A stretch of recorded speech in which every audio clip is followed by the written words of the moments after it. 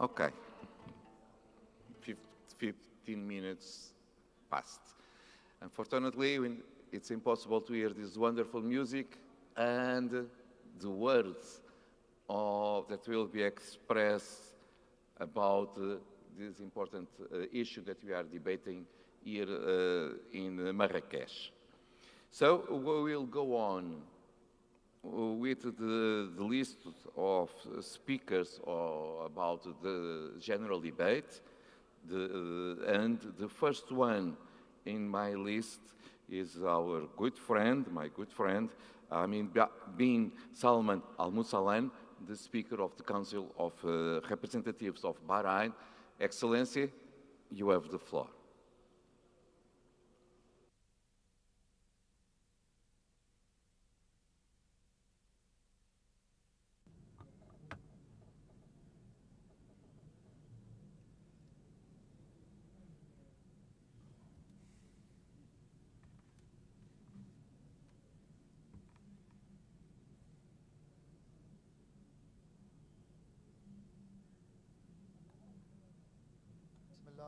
In the name of Allah, most merciful, most compassionate, peace and blessing. Honorable Duarte Pacheco, the President of UIP, Mr. Rashid Talbi, the Speaker of the lower house of the government in Morocco, the Honorable Nam Mariara, the Speaker of the upper house in the government of Morocco, Honorable Mr. Martin Chungan, the Secretary General of the Inter-Parliamentary Union. Ladies and gentlemen, dear attendees, good morning to you. Peace and blessing of Allah be on you, ladies and gentlemen. In the beginning, I'm honored and privileged to convey to you the greeting of His Majesty the King Hamad bin Isa Al Khalifa, King of Bahrain. May Allah preserve him for his people and his wishes for a successful deliberation of your conference on interfaith dialogue, which working together, particularly this is our destiny and future, which is convened jointly by the International UIP and the Parliament of Morocco, in collaboration with the United Nations Alliance and the Mohammadi League for Scholars. Dear attendees, ladies and gentlemen, undoubtedly the world of today needs more collaboration and needs more joint efforts in order to strengthen the values and the principle underpinning coexistence, more particularly in order to prevail among the peoples and communities of the world, as is seen in places and zones that are war-torn, and that really, particularly, they have failed to use diplomacy in order to solve their problems, and particularly these places where really terrorism prevail, and so the first victim is the human being itself or himself. Ladies and gentlemen, the results accruing from the interfaith dialogue to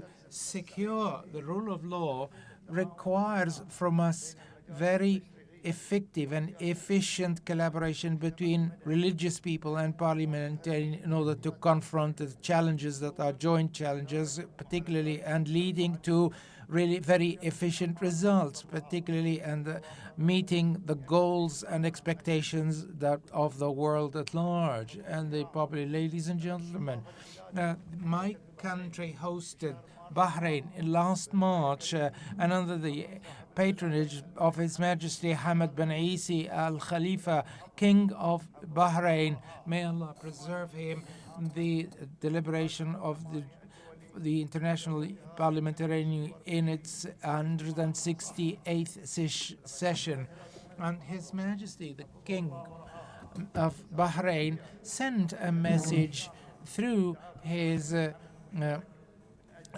orientations in order to really ask for the rule of law to be preserved and continued, and also to continue the work in addition to really strengthening collaboration and particularly focusing on ways and means how to ban and bar hatred speeches and discourses, particularly in the internet platforms, or the disdain of religions, more particularly, or asking or calling for terrorism. We need to do all we can, leave no stone unturned in order to ban and bar all these things, in order to really build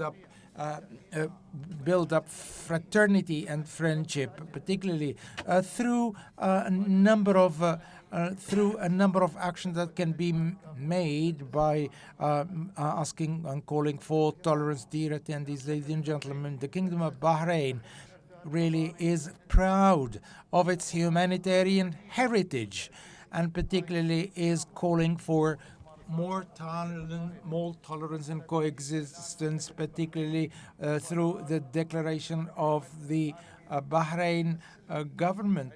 Particularly, a number of initiatives have been taken in all walks of life. And finally, on behalf of the Kingdom of Bahrain, I would like to thank immensely the Kingdom of Morocco under the leadership of His Majesty Mohammed VI, King of Morocco, and to the Moroccan Parliament for the hospitality and warm greeting that we received, and for the contributions Morocco has been able to do, and for efficient work of the parliamentarians. May Allah bless your path with success. Thank you. Mr. Speaker, thank you very much for your words, but allow me to express the gratitude of IPU for the warm welcome and the commitment that all the Parliament, His Majesty the King of Bahrain, and yourself gave during our assembly last March in your country, and how it was possible to confirm, not by words, but with our presence there, the tolerance and the friendship of your people that is essential in our organization. And now I will give the floor to our colleague Tiairi, member of the Council of States of India. Please, you have the floor, dear colleague.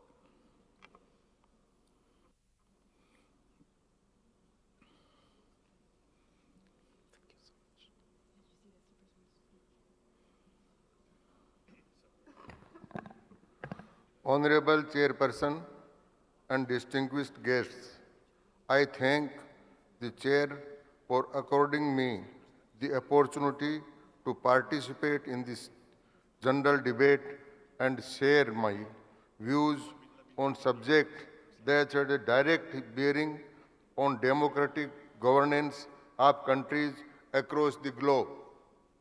Distinguished delegates, we all know that religions have had a profound influence on the political behavior of states as it had on individuals.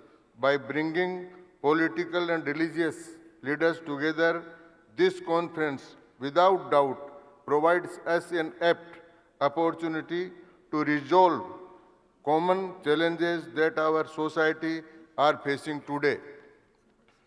India is a staunch supporter of peace and democracy and strongly believes in social harmony, mutual respect, and non-discrimination among different groups and communities, the core proposition of universal brotherhood. India has a long and rich history of inter-religious coexistence. Ours is the land that has given birth of several religions of the world like Hinduism, Buddhism, Jainism, and Sikhism. We also have a long history of secular governance and inter-religious harmony. Distinguished delegates, our Constitution, which is a result of rich debates and discussions of about 3 years, provides for the protection of individual rights and freedom, including the unimpeded practice of religious beliefs. It provides for a secular state that does not promote or show prejudice against any particular religion. Our Constitution guarantees the right to freedom of religion to the people. Fundamental rights to practice, profess, and propagate religion of one's own choice. It allows religious communities to manage their own interest, to build and maintain institutions for religious and charitable purposes. Our 7 decades of constitutional journey have stood the test of time. We have had our presidents, vice presidents, and also prime minister who belong to the minority communities. Our constitution recognizes 6 communities as minority, such as Christians, Sikhs, Muslims, Buddhists, Parsis, and Jains, so as to provide additional state support and extend special benefits under certain schemes and of programs. We have a dedicated Ministry of Minority Affairs that specializes for implementing various programs for social, economic empowerment and education of the minority communities.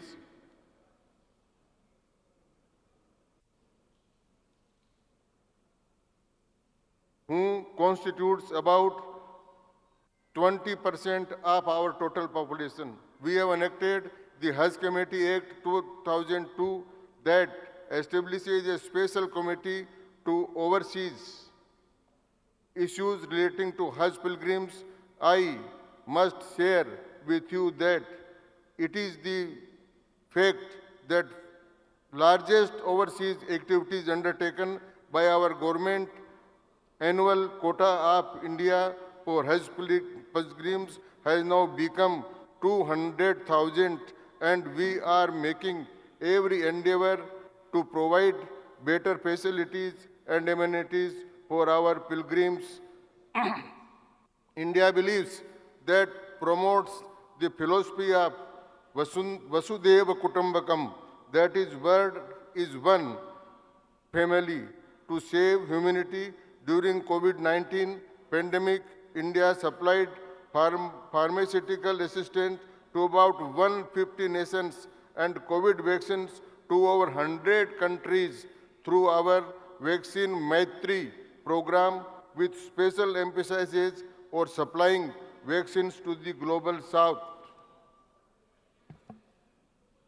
India holds the proud privilege of housing the G20 Summit 2023, and the theme of the summit has been One Earth, One Family, One Future. That is reflective of India's worldview of an inclusive new global order, as G20 nations acknowledges in the significance of interfaith dialogue in maintaining peace, stability, and prosperity. The G20 Interfaith Forums undertaken regular debate on how faith-based organizations can advance special social and economic developments. Ladies and gentlemen, I would like to conclude by saying that India is a peaceful and harmonious country that upholds the values of Dharma and Ahimsa. In India, we all identified first and foremost as Indians, and that binds us all together. I urge all the parliamentarians, leaders, and scholars present here to collectively pursue the agenda of world peace, progress, and prosperity. Let us collectively fight the decisive forces which do not want us to be united. Hatred and violence have no place in our civilized world. It is this faith and belief in collectivism that will keep us remain strong and united. Thank you. Om Shantihi, Shantihi, Shantihi means peace, peace, and only peace. Thank you.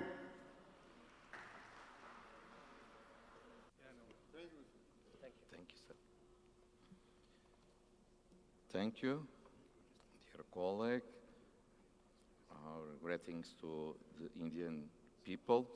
And now I will give the floor to Madam Asha Al-Manai, representing the Doha International Center for Interfaith Dialogue.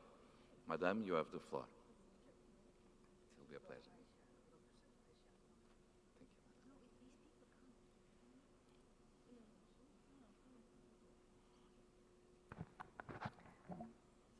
Bismillah ar-Rahman ar-Rahim. In the name of God, most gracious, most merciful, may peace and blessings be upon the Prophet, his kith and kin,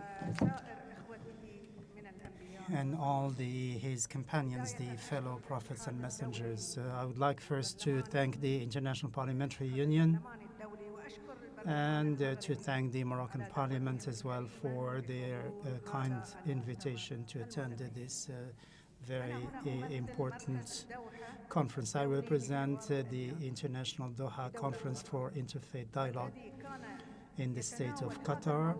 We have been addressing this interfaith dialogue topic and also other topics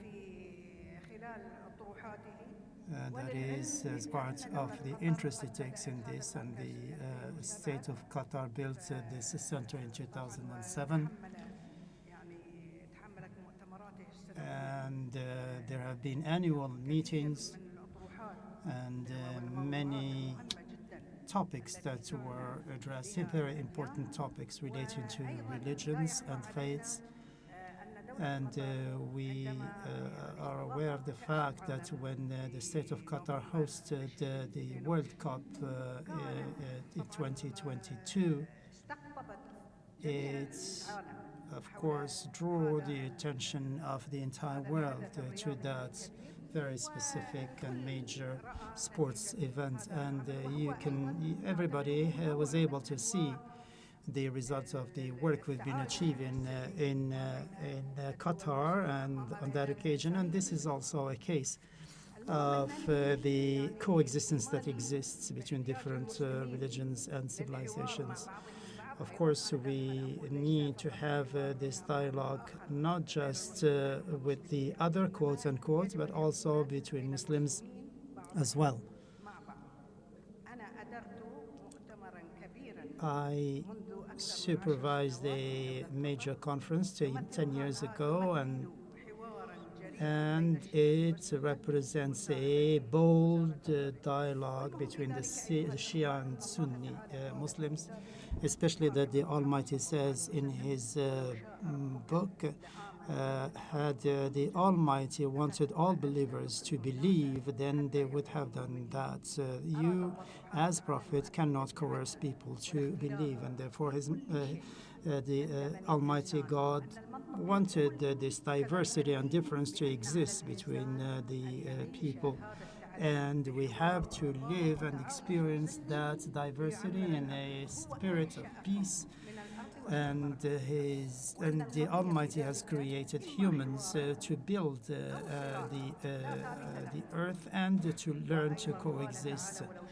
And the Almighty says if God had willed it, He would have created humanity as one nation, but they would still be different.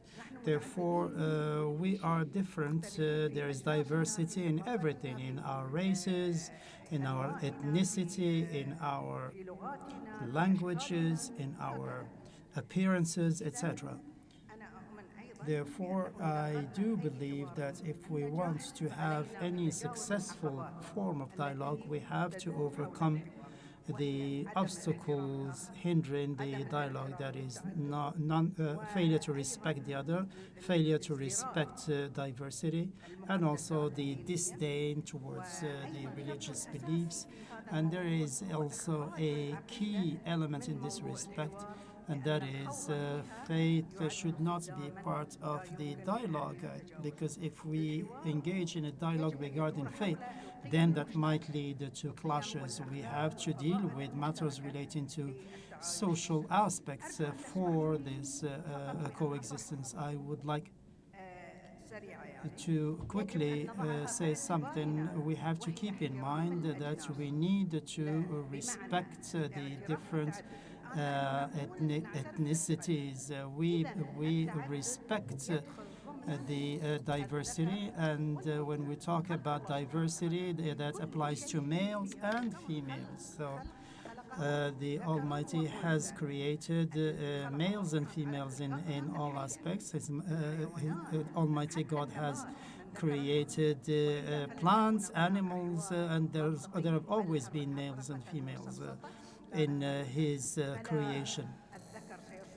And the male cannot become a female and vice versa. And the Almighty says you should not seek to change what God has created.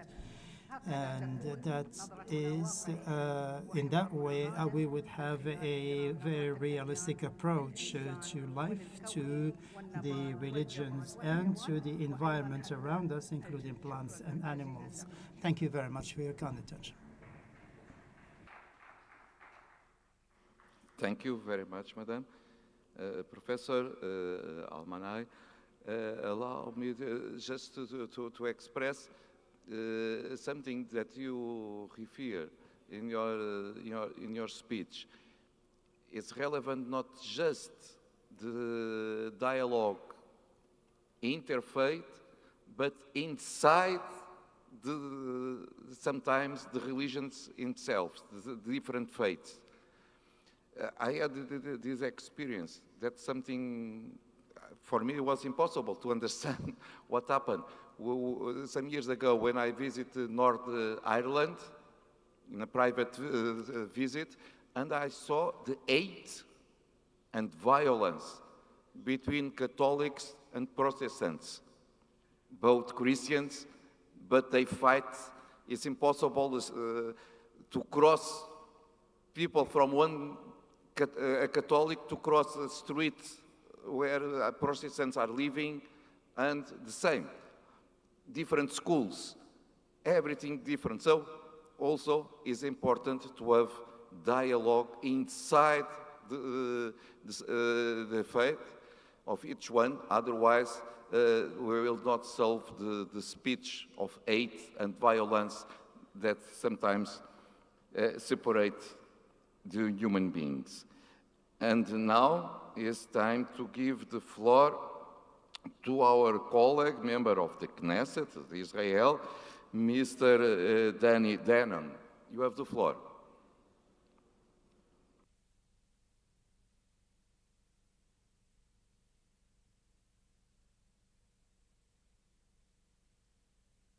Thank you, Mr. President, ladies and gentlemen, dear colleagues, our partners in the IPU, gracious hosts in Moroccan Parliament, Shalom, Salam Alaikum. First, if you look back now, you will see the Iranian delegation leaving the hall when I take the podium to speak. This is an example how you do not promote tolerance.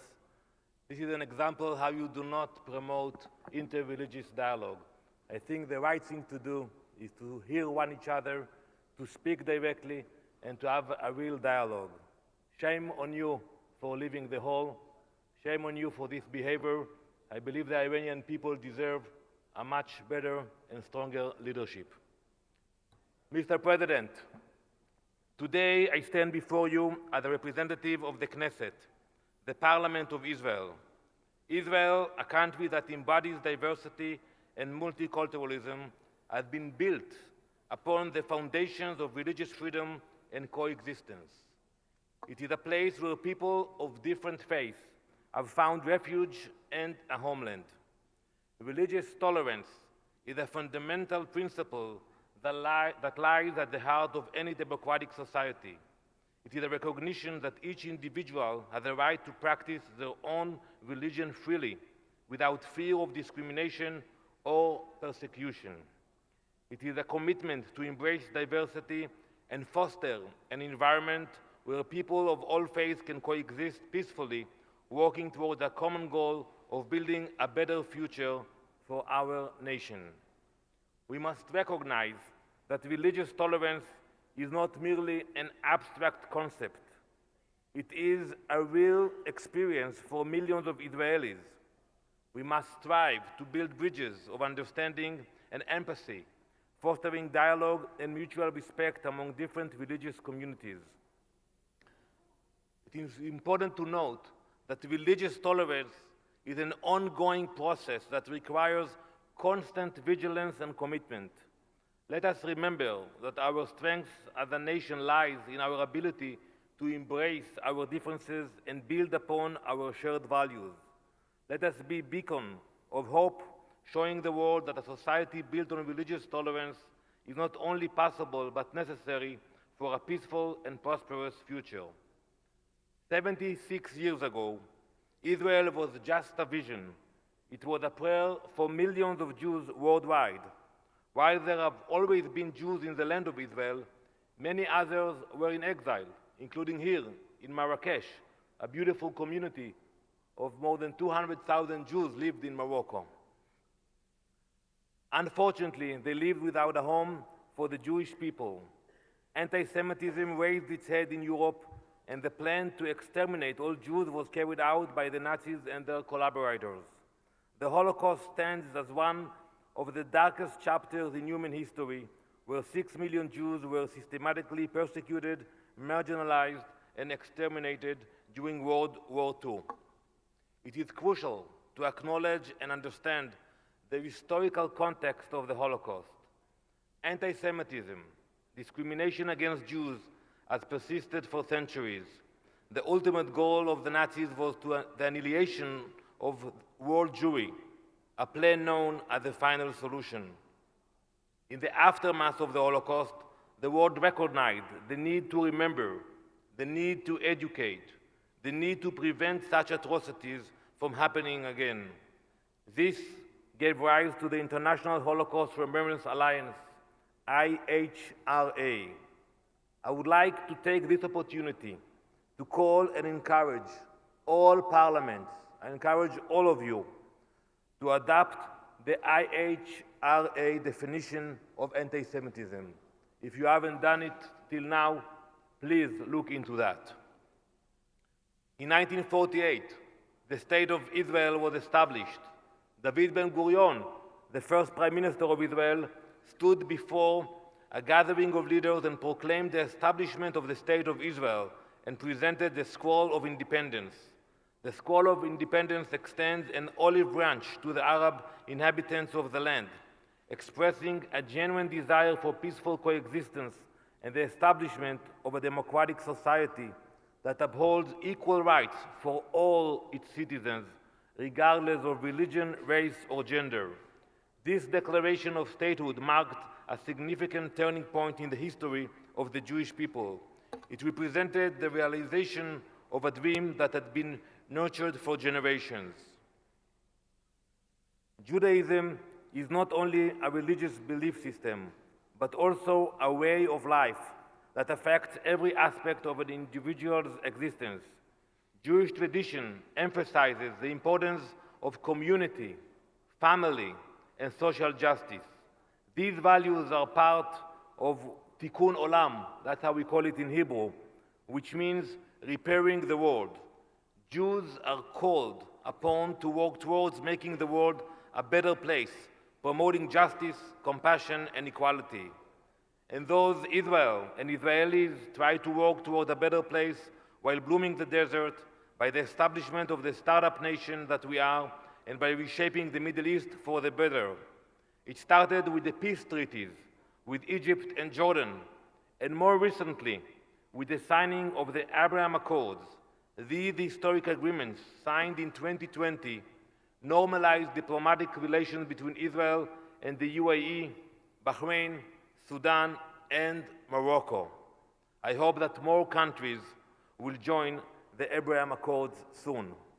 The Abraham Accords represent a significant development in the pursuit of inter-religious dialogue and peace in the Middle East.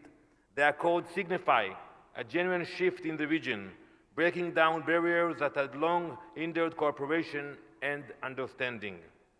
The Abraham Accords demonstrate that the pursuit of peace and reconciliation can transcend historical and long-standing conflicts.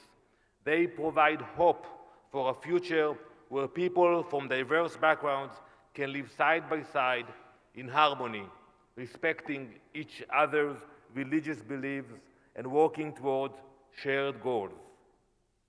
Let us embrace the spirit of interreligious dialogue and work together to build a more harmonious and inclusive world for all. Thank you very much.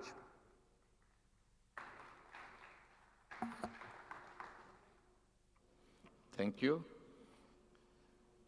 Our best regards to the people of Israel. And now I will give the floor to our colleague, Mrs. Karen Bradley, member of the House of Commons of the UK. You have the floor, Madam. Thank you very much, Mr. President. We have heard today some incredibly powerful contributions that have given us examples of prejudice on the basis of religion, that prejudice that none of us should be prepared to stand for. We must all work to combat it. And Mr. President, I was very pleased to hear you talk about Northern Ireland. It is a place very, very close to my heart. And it is a true example of where intra-faith dialogue and leadership can actually transform lives in a way that is making Northern Ireland unrecognisable from the place it was 25 years ago. And it's those kind of examples we should all look at. But I want to move our dialogue today on from the discussions about examples of prejudice and onto the practical way that we as politicians and policymakers can work with faith groups and others to deliver our policy aims. The concept note for this general debate says that religion and belief are infused into the fabric of all societies. And it is this infusion that gives us an opportunity, because faith groups can reach into society and into communities in a way that politicians simply can't. The trust that is given to a faith leader by people, by members of the public, by those that elect us to be their political leaders, cannot be understated. And it is those relationships and that trust that gives us opportunities to deliver on policy. And I want to cite 3 examples in a field that I am particularly passionate about, and that is the combating of the hideous crime, the heinous crime of human trafficking and modern slavery. Mr. President, you will know that there are estimated to be 50 million victims of modern slavery around the world. 40 million of those are victims of forced labour. These are people that sew our clothes, that wash our cars, that pick our food. And they are people that are involved with their faith. They are people that attend their churches, their synagogues, their temples, their mosques. They have trust in their faith leaders. And those faith leaders can help us to reach those victims. And I want to give 3 real examples of how this has happened in practice. The first of these is an example from when I was the minister in the United Kingdom with responsibility for the modern slavery work that we carried out there, including taking the Modern Slavery Act 2015 through the UK Parliament. And during that time, Theresa May, who was the then Home Secretary and my boss, worked with faith leaders. She worked with His Holiness, Pope Francis. She worked with the Archbishop of Canterbury. She worked with leaders of law enforcement. So the Commissioner of the Metropolitan Police Force, for example, was involved. And they set up a group called Santa Marta. And this group included representatives from many countries. Spain was involved, Nigeria was involved, Italy, the United Kingdom. And the work that was carried out was about how to educate faith leaders to be able to recognize the signs of modern slavery, because they would be able to find those people, the people who trusted them in their confessions, in their parish meetings. These were people that we could reach through the church. And it was a fantastically successful group that saw us setting up more and more law enforcement routes to help the victims through the use of the faith-based organisations that reached them. Another example I want to cite is how we worked to try to identify those victims of domestic servitude in the United Kingdom. Domestic servitude is a hideous crime. People forced to sleep on kitchen floors, drink from dog bowls. These are not people who are treated like human beings, but they are able to go to worship. And so we worked with the faith groups, which we knew were the ones that the victims of domestic servitude visited. And it was those faith groups that helped us to find those victims of domestic servitude and make sure that they knew their rights and that we could help them and put them through the processes in the United Kingdom where support was given to victims. My final example is an example of a charity called Arise, which I am very proud to be a trustee of, and my colleague, Lord David Alton, was formerly a trustee of. Arise works with faith groups around the world to help to find potential victims of forced labour and make sure that they have the right documentation and make sure that they are properly represented. An example I will give you is the tea plantations in India.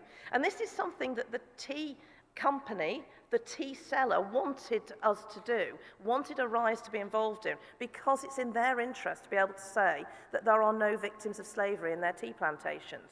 So the sisters in the tea plantations are trained by Arise to be able to give full documentation, full right to those workers in the tea plantations. So first of all, the seller of the tea in the United Kingdom can say there is no slavery in our supply chain, but also we know that those people who could be exploited are not being. These, Mr. President, are real examples of how we can work with faith groups, and I would like this dialogue to explore further how we can work across all faiths to reach those victims of crime, those people in despair, those people who need our support. It is the very least that we can do as political leaders. Thank you.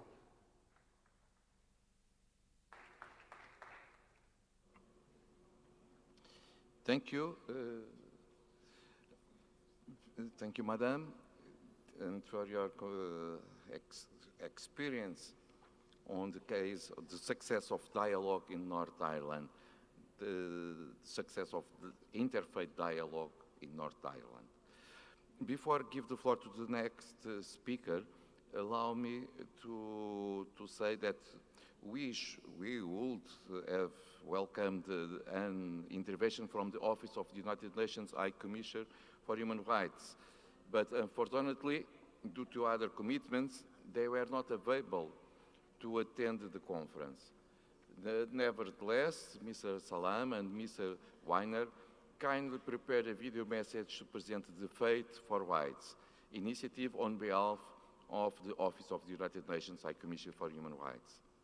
This initiative was born out of the observed divide between religions or beliefs on one hand and human rights on the other hand, two tracks that have often been manipulated against each other. The Faith for Rights framework aims at reconciling and building bridge between religions or beliefs and human rights, between freedom of conscience and international law.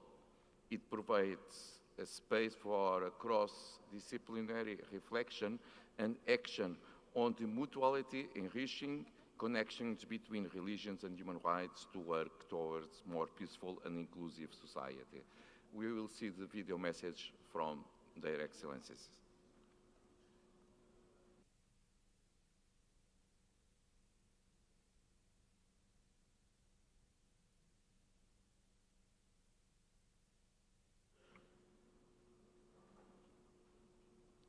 I wait to the video.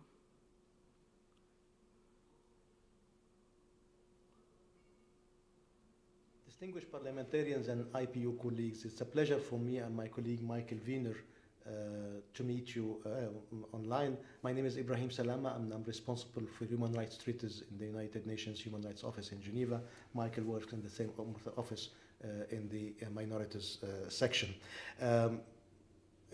we're interested very much by the combination in the title of your conference between working together and interfaith dialogue, because this is often the missing link, dialogues and the action that should follow these dialogues.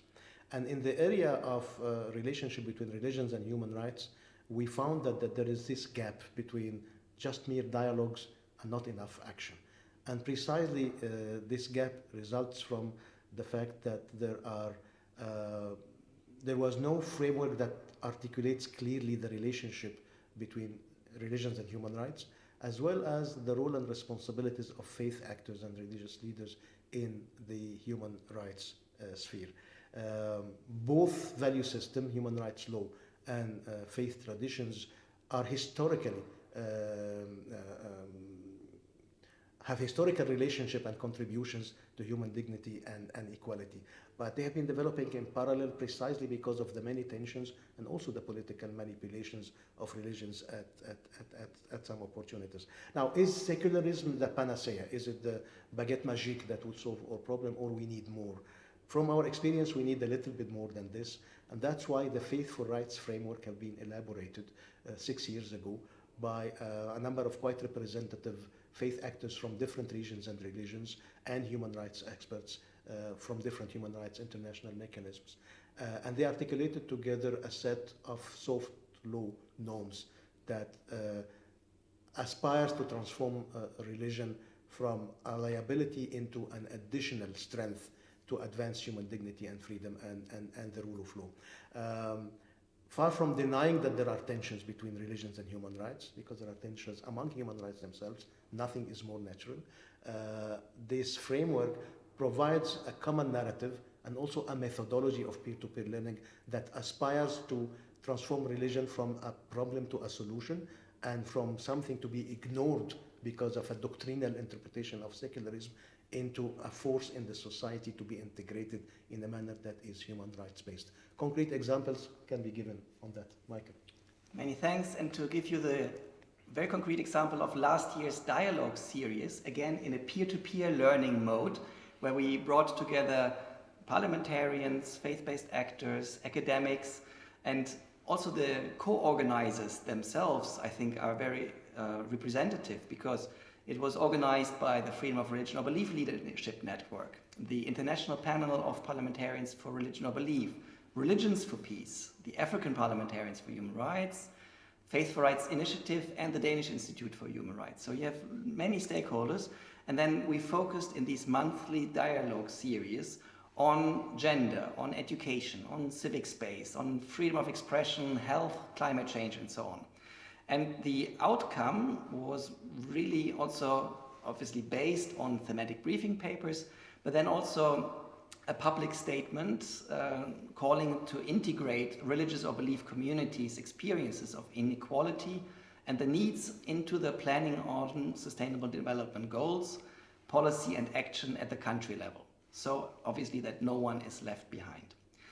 Again, to pick up another point that Ibrahim alluded to in terms of the tensions between freedom of expression and freedom of religion or belief, the Council of Europe Committee of Ministers last May 2022 adopted a recommendation on addressing hate speech, which explicitly refers to the Beirut Declaration on Faith for Rights, and also congratulates and suggests using the peer-to-peer learning methodology of the Faith for Rights Toolkit in educational, in standard setting contexts, and that is what obviously may be also of direct interest to you.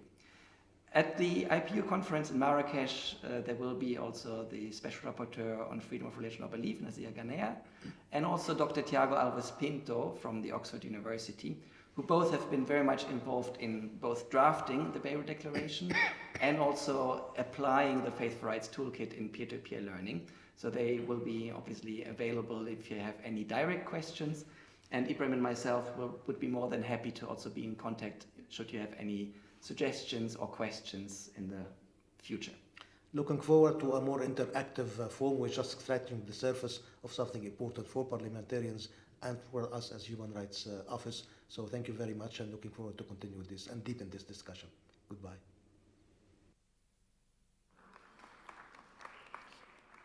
Thank you. I think we will all wish the success and concrete results for this initiative of the Faith for Rights.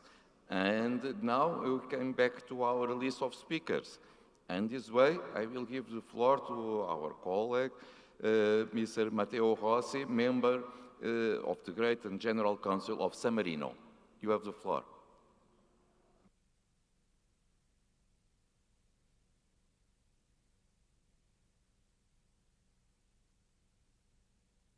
Mr. President, authorities, colleagues, all shall be equal before the law without the distinction based on sex or personal, economic, social, and political and religious status. By reading Article 4 of the Declaration of the Citizens' Rights and Fundamental Principles of San Marino legal system, it is possible to understand San Marino's political philosophy with regard to intercultural and interreligious dialogue. It is considered a fundamental principle of free coexistence in our community, and we believe it should be also for the international community. This is why the Republic of San Marino, backed by its centuries-old tradition of freedom, symbolically embodied in the figure of a saint, has made intercultural and interreligious dialogue a political value to be constantly implemented. Therefore, San Marino has constantly affirmed the value both within and outside its borders. Within its territory, San Marino hosts various religious communities that contribute to increment of social and cultural life, freely expressing their beliefs in constant and mutual dialogue without barriers or obstacles. Outside its borders, the Republic of San Marino seeks to demonstrate its vocation to actively support intercultural and interreligious dialogue. This twofold commitment to dialogue is well represented, among other things, by some examples worthy of mention. The first is the European Conference on the religious dimension of intercultural dialogue, held on 23 and 24 April 2007 in San Marino under the auspices of the San Marino chairmanship of the Committee of Ministers of the Council of Europe. The final declaration, San Marino Declaration, represented, according to general consensus, an important milestone in the efforts to promote, foster, and develop intercultural dialogue in Europe, in particular its religious dimension. Get in San Marino, representatives of the main bodies of the Council of Europe, the government of the member states, the regulations traditionally present in Europe, and civil society discussed with the assistance of experts the implication of cultural and religious diversity with the aim of strengthening dialogue and cooperation based on shared values and united by the concept of democracy for all. The second fact I would like to mention is the presence in the historical center of San Marino, small but visited by millions of people every year, of no less than 3 places dedicated to intercultural and interreligious dialogue. There are 3 symbolic places built by will of the current San Marino community to testify to its efforts in concretely affirming the value of dialogue as well as interest in promoting it. These places are 1, the Cave of Interreligious Prayer, built in 2007 during the San Marino chairmanship of the Council of Europe to allow people of all countries and religions to stop to meditate and pray. 2, the different equal sculpture of 2008 designed to interpret the value of dialogue between cultures and peoples. 3, the Chapel of Religion, as it was defined by the Al Jazeera Global Network, a unique meeting place for religions, built in 2019. It is housed in the Chapel of St. Anne, a sacred building now dedicated to intercultural and interreligious dialogue, and inaugurated by the highest authorities in the occasion of the 70th anniversary of the Council of Europe. It is therefore no coincidence that the first and only official Shintoist monument in Europe is also located in the Republic of San Marino, the San Marino Jinja. These examples are not an end in themselves.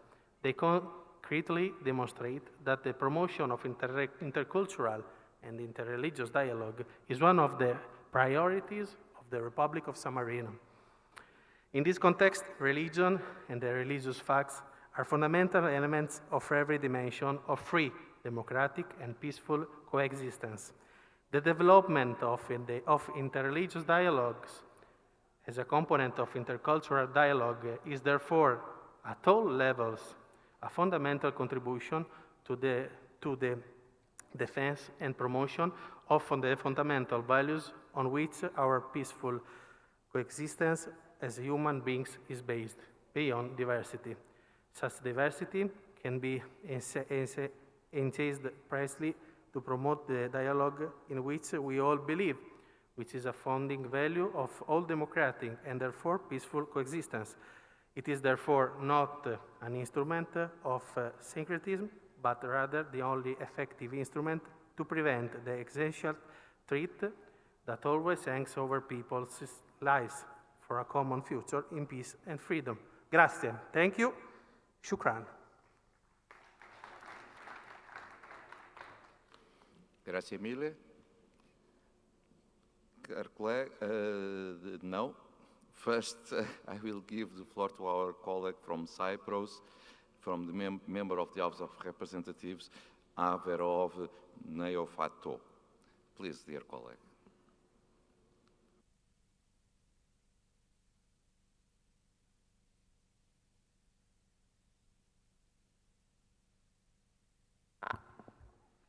Dear Mr. President, dear colleagues, today's world is faced with an unprecedented wave of migration, thereby forging interfaith dialogue constitutes a great challenge for the international community. Building strong multicultural societies constitutes at the same time a fundamental component and a goal of successful integration and inclusion policies. Promoting productive dialogue based on mutual understanding and respect is key in this respect. Therefore, it is time we advocate for an even greater and perhaps more radical change in the way we act in politics and beyond, towards achieving robust and resilient pluralistic societies. Dear colleagues, people around the globe are faced with an overwhelming range of challenges: war and conflicts, economic hardship, migratory and social unrest, challenges which, if not effectively addressed, can severely hamper any prospect for strong and healthy intercultural societies and prosperity around the world. It is therefore imperative we reset our goals, policies, and strategies, starting from school students and extending the rest of the population. It is of paramount importance to develop a comprehensive intercultural strategy. Cyprus, my small country, is a multicultural country. Throughout the ages, Cyprus has grown to be a mosaic of different cultures and religions, and diversity has become our great strength. Despite the Turkish invasion and continuing occupation of part of my country since 1974, which affected social cohesion, we Cypriots managed to a great extent to safeguard diversity among people of different backgrounds. I wish to point out that religion was never a problem between the two communities in Cyprus. The Cyprus problem is not a problem between Greek and Cypriots and Turkish Cypriots, neither between Christians and Muslims, but an international problem of illegal foreign invasion and occupation. The Constitution stipulates that the Parliament compromise 80 seats, 56 members are elected by the Greek Cypriot community, while 24 remain vacant for Turkish Cypriot Muslims representatives to join once the Cyprus question is solved. Additionally, three religious groups, the Maronites, the Armenians, and the Latins, are allocated one seat each, and in the very recent past, a member of Armenian descent was elected a president of the House. Esteemed colleagues, we must pass from mere declarations to concrete approaches and practical action at the national and international levels. Now is the time to decisively commit ourselves in these processes. Our duty as parliamentarians is to adopt laws and combat racism and xenophobia, but also to promote cultural pluralism and peace through interfaith dialogue. Thank you, Mr. President.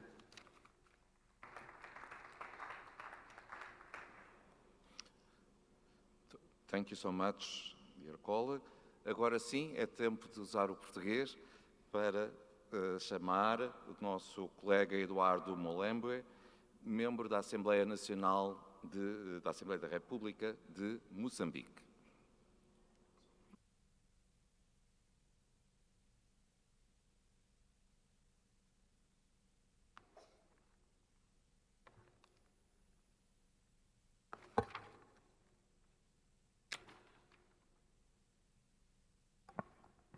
Ilustre Presidente da União Interparlamentar, Excelência, Senhoras e Senhores, Excelências, estou muito grato por dispor desta oportunidade para tecer algumas palavras em torno do tema que nos é proposto nesta conferência parlamentar sobre o diálogo interreligioso, trabalhando em conjunto para o nosso futuro comum. Agradeço o Reino e o Parlamento de Marrocos e, de modo particular, as entidades de Marrakech pela hospitalidade proporcionada desde a nossa chegada. I would like to thank the Moroccan authorities and our colleagues, Moroccan colleagues, for their excellent hospitality, and the socio-political stability was affected in recent years with a number of cases of acts of violence against the civilian population that were inspired by religious discourse that has led to persecution and also unjustified extermination of different populations. And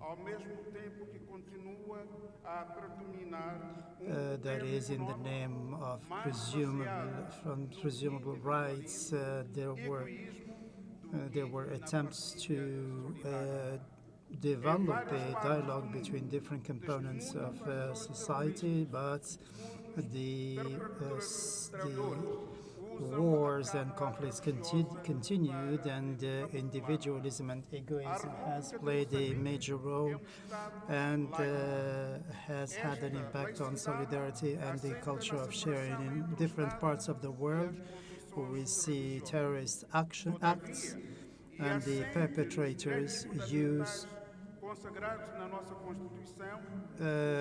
religious pretexts and try to hide behind that.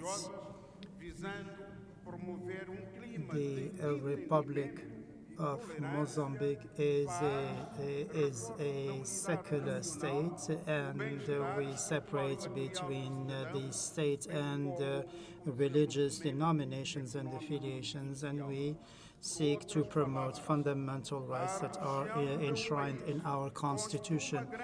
The state attaches great importance to the activities of religious communities and seeks to promote understanding, tolerance, and peace, and to strengthen national unity, spiritual and cultural unity, as well as the material well-being of the citizens through socioeconomic development. In other words, religion in my country is a source for a major source for the maintaining peace and harmony. Interfaith dialogue is timely and relevant. It makes it possible for us to react to the challenges faced in order to build peace, continuous peace in the country. The interfaith dialogue in Mozambique has made it possible for the different faiths to exist and to avoid supremacy, the rush to supremacy. And it is the law and the rule of law that predominates.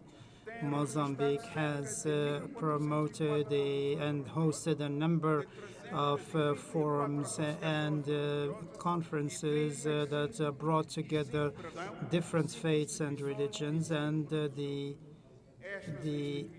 aim is to promote all things based on faith and interfaith dialogue. And we try through that to promote the standing of the state and as a place for coexistence and tolerance among different people of religious groups, and this contributes to interfaith dialogue in my country. The Ministry of Justice and of Constitutional and Religious Affairs has recorded more than 1,400 religious denominations, 344 religious associations. And these institutions have created or have promoted direct communication with the government, which, of course, whenever that was necessary, and they invite the leaders of these religious groups to work through the existing channels in order to engage in a reflection, joint reflection regarding situations that might arise. This is the reason why we've been trying to strengthen this platform by laying focus on the human conscience, and we try to strengthen and promote that consciousness. I would like to invite you to look at dialogue not just as a means to reinforce understanding, mutual understanding, but also as a mechanism that serves society as a whole. I am doing this based on based on the words of His Holiness John Paul II,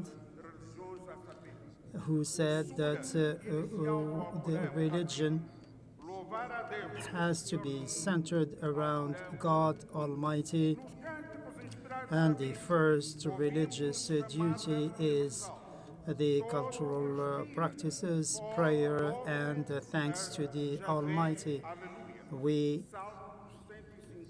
These are mentioned in many faiths, and therefore the opening of one of the chapters of the Quran says, "In the name of God, the gracious, the most gracious, the most merciful."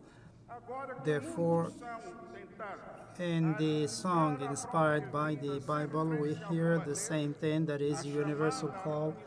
Each one who has life in his body glorifies the Almighty through the Hallelujah and the Gospel. And we read the same thing in the other religious texts. And the angels sing also to the Almighty's glory. There are many parties and stakeholders that are trying to lead a life without reference to the Almighty, and the call is to recognize that the center of the universe and that the Almighty is an essential part for all endeavors seeking to ensure the well-being of humanity, end of quote.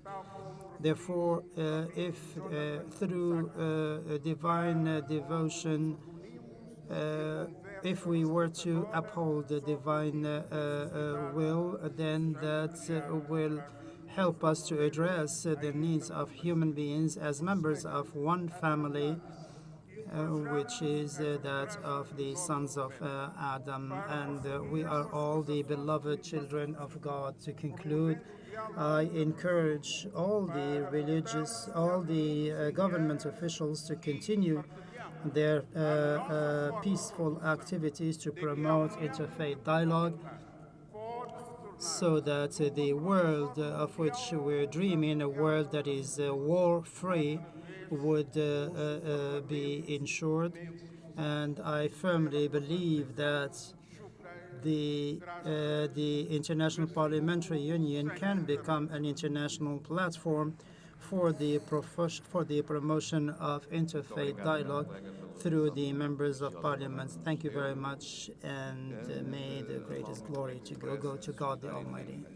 From all the international community to the people and authorities of Mozambique that is suffering terrorist attacks in the Cabo Delgado, killing innocent people that need the general condemnation from everyone. And now I will give the floor to our colleague Ludovic Goga, member of the National Assembly of Slovakia.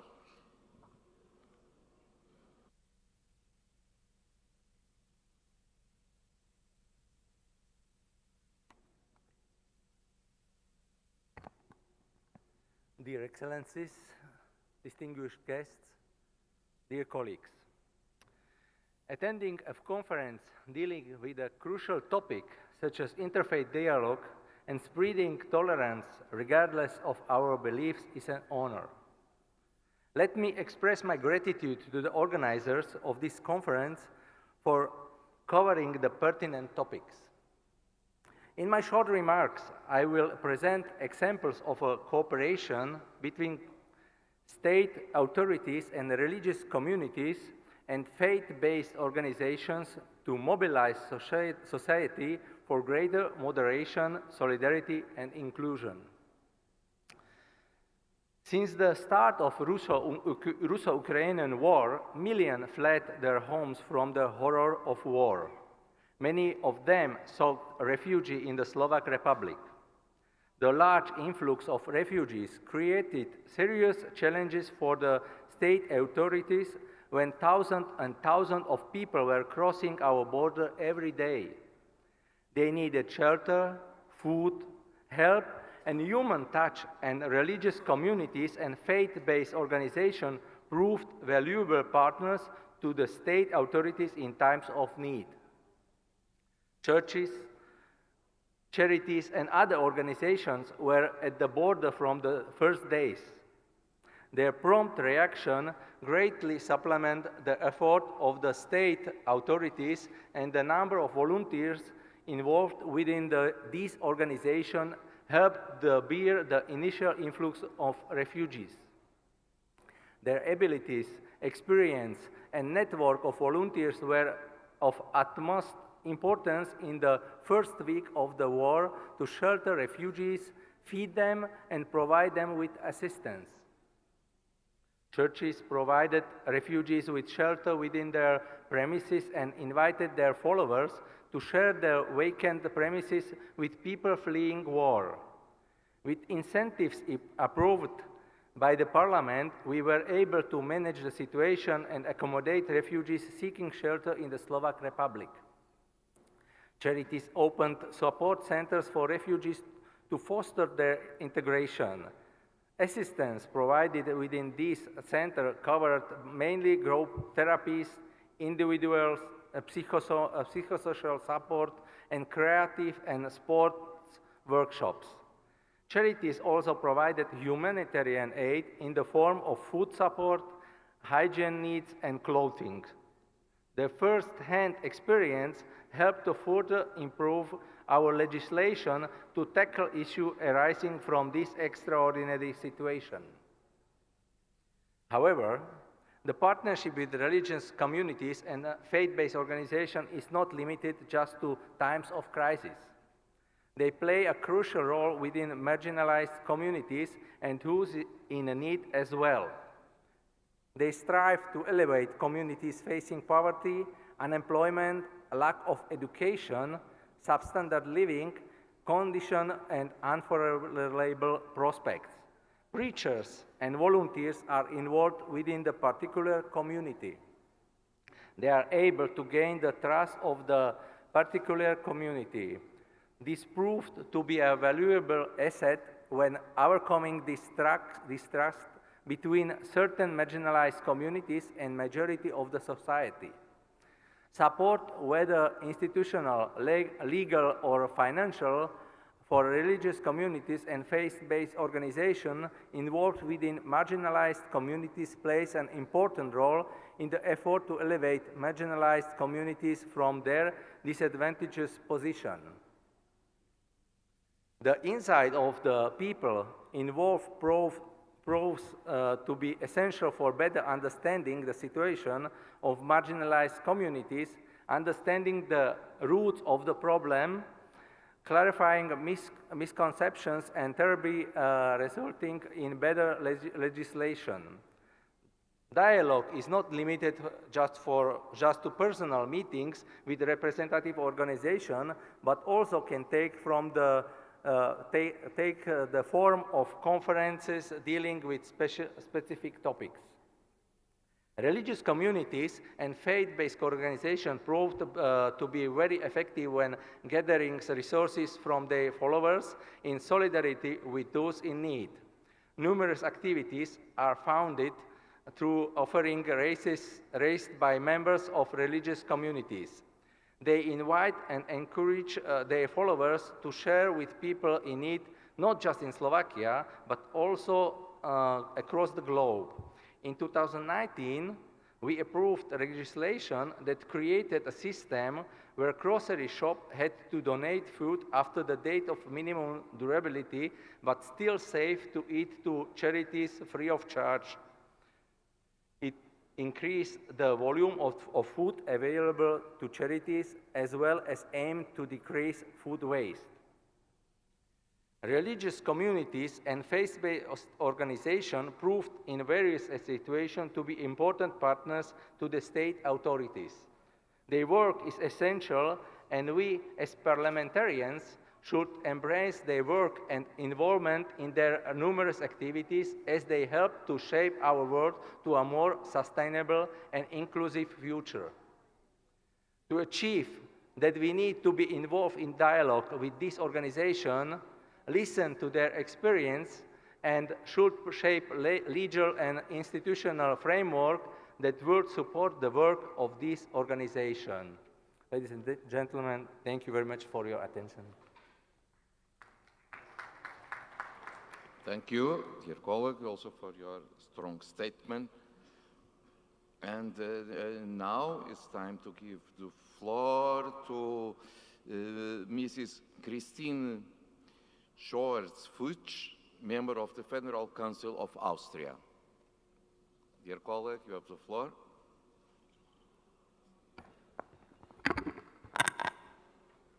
Thank you, Mr. President. Ladies and gentlemen, today we gather here to discuss a topic of utmost importance: one that holds the key to building a better and more inclusive future for all. It is a topic that highlights the power of collaboration between parliaments and religious leaders. I would like to thank the Kingdom of Morocco for the initiative to host this conference on this important topic together with the Inter-Parliamentary Union here in Marrakesh. Under the theme Parliaments and Religious Leaders Promoting Dialogue, Working Together for Our Common Future, I will address some crucial questions that guide our understanding of this relationship and its potential impact. Firstly, interfaith dialogue plays a very important role in guaranteeing the rule of law and promoting peace and inclusion. In a world characterized by diverse beliefs and ideologies, it is imperative that we foster understanding, tolerance, appreciation, like we heard yesterday, and mutual respect. Through dialogue, we can bridge the gaps that divide us, avoid misunderstandings, and promote a culture of peace. By engaging in conversations and collaborative efforts, parliaments and religious leaders can work together to establish laws that protect the rights of individuals and communities while ensuring the preservation of their unique identities. Secondly, good practices already exist where parliaments engage with representatives of religions or beliefs and civil society to build more peaceful, just, and inclusive societies.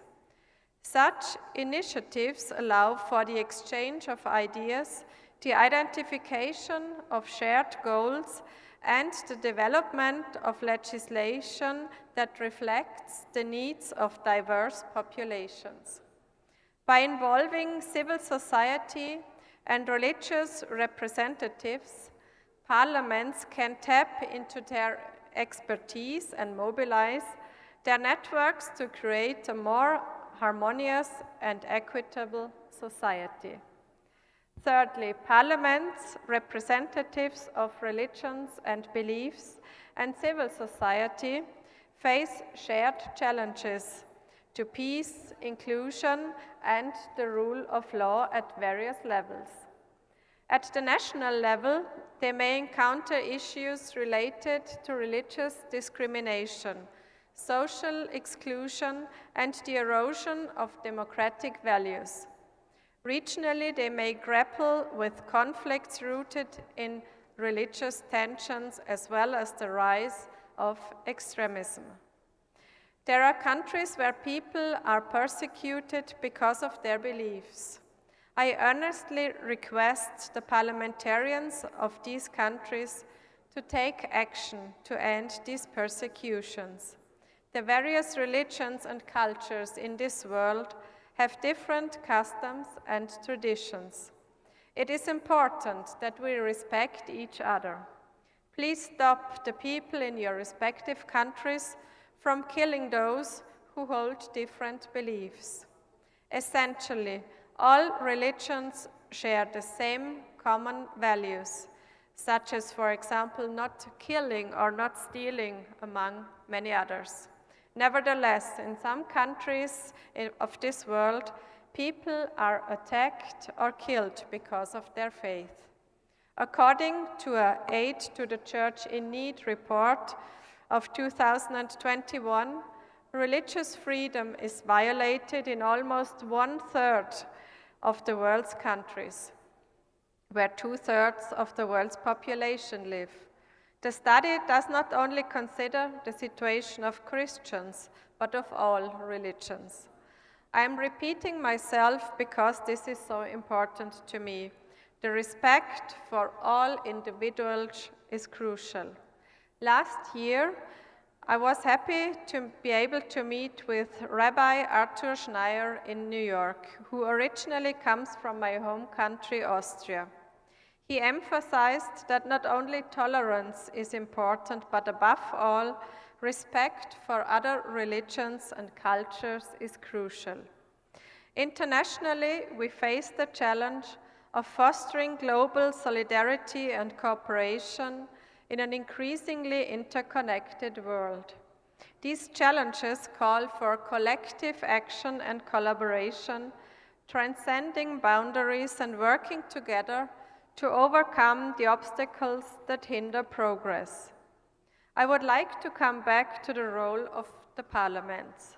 Parliaments can cooperate better with representatives of religions and beliefs and civil society by fostering open and inclusive spaces for dialogue, encouraging the participation of diverse voices in decision-making processes, and ensuring that legislation and policies reflect the values of pluralism and equality.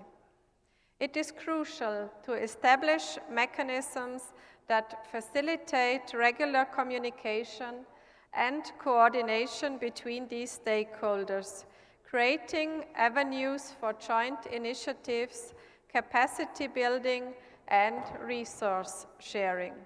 By recognizing the common concerns that bind them, parliaments can leverage the moral authority of religious leaders and the grassroots knowledge of civil society to address the challenges we face as a collective. For instance, in Austria, where I come from, Austria is a traditionally religiously open and neutral country. Austria cooperates with religious societies and considers them as an important part of public life. In conclusion, the collaboration between parliaments and religious leaders is indispensable in shaping a future that is rooted in peace, justice, and inclusion.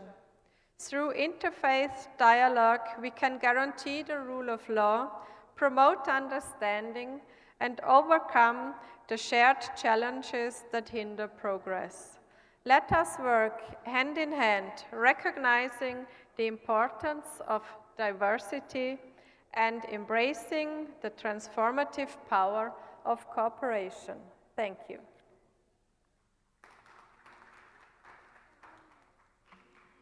Thank you, dear colleague, for your statement. And now I will give the floor to the member of the National Assembly of Serbia, Mr. Muamer Baševac. Please.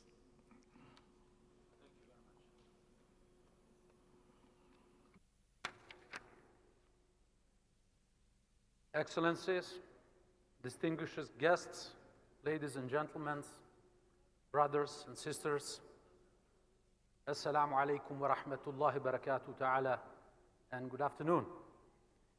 Speaking of religion as a means of reinforcing social norms, the great Montesquieu concludes, where there are grounds for hatred in a state, religion must provide many reasons for reconciliation.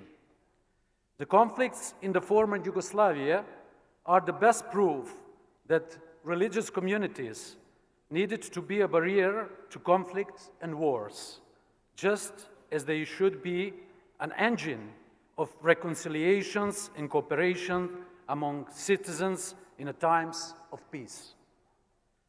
Serbia is a small but beautiful country, and Serbia is a secular state. In the same time, it is a multi-religious society. We have 37 registered churches and religious communities, 7 of which are traditional with the centuries of historical continuity.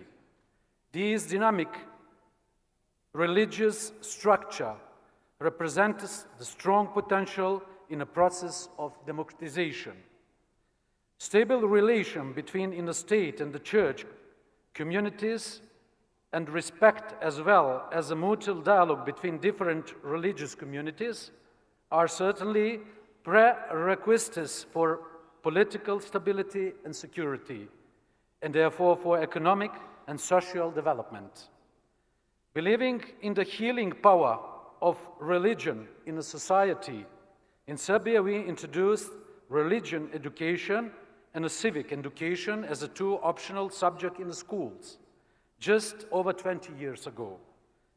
The need to foster these values from an early age is perhaps more emphasized today than ever, given all the challenges we are facing. Because deviating from these universal values can lead to conflicts, incidents, violence, and accidents. Unfortunately, last month, Serbia faced with two major tragedies that took lives of children and young people, 17 of them. Such events change whole countries and require adequate response from all of us. I believe that as a society, by insisting on these values and by including the religious communities, we will be able to find solutions for this problem. Interfaith dialogue and dialogue between the people's elected representatives and religious leaders represent a step forward towards a better understanding of these problems and finding best solutions for our society. Tragedies like this show us that the dialogue between the people, elected representatives, and the religious leaders are crucial. I think that Member of Parliament can and must be the main bridge to cooperatives between religion communities and politicians. Thank you.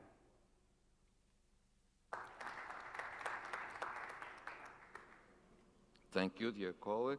And also, I wish to express on the name of IPU, but I believe in the name of all of us, solidarity to the authorities, to the people, and to the families of the victims of these awful events that affect your country. And now it's time to give the floor to our colleague, member of the National Assembly of Vietnam, Tuan Pong Dong. You have the floor, please.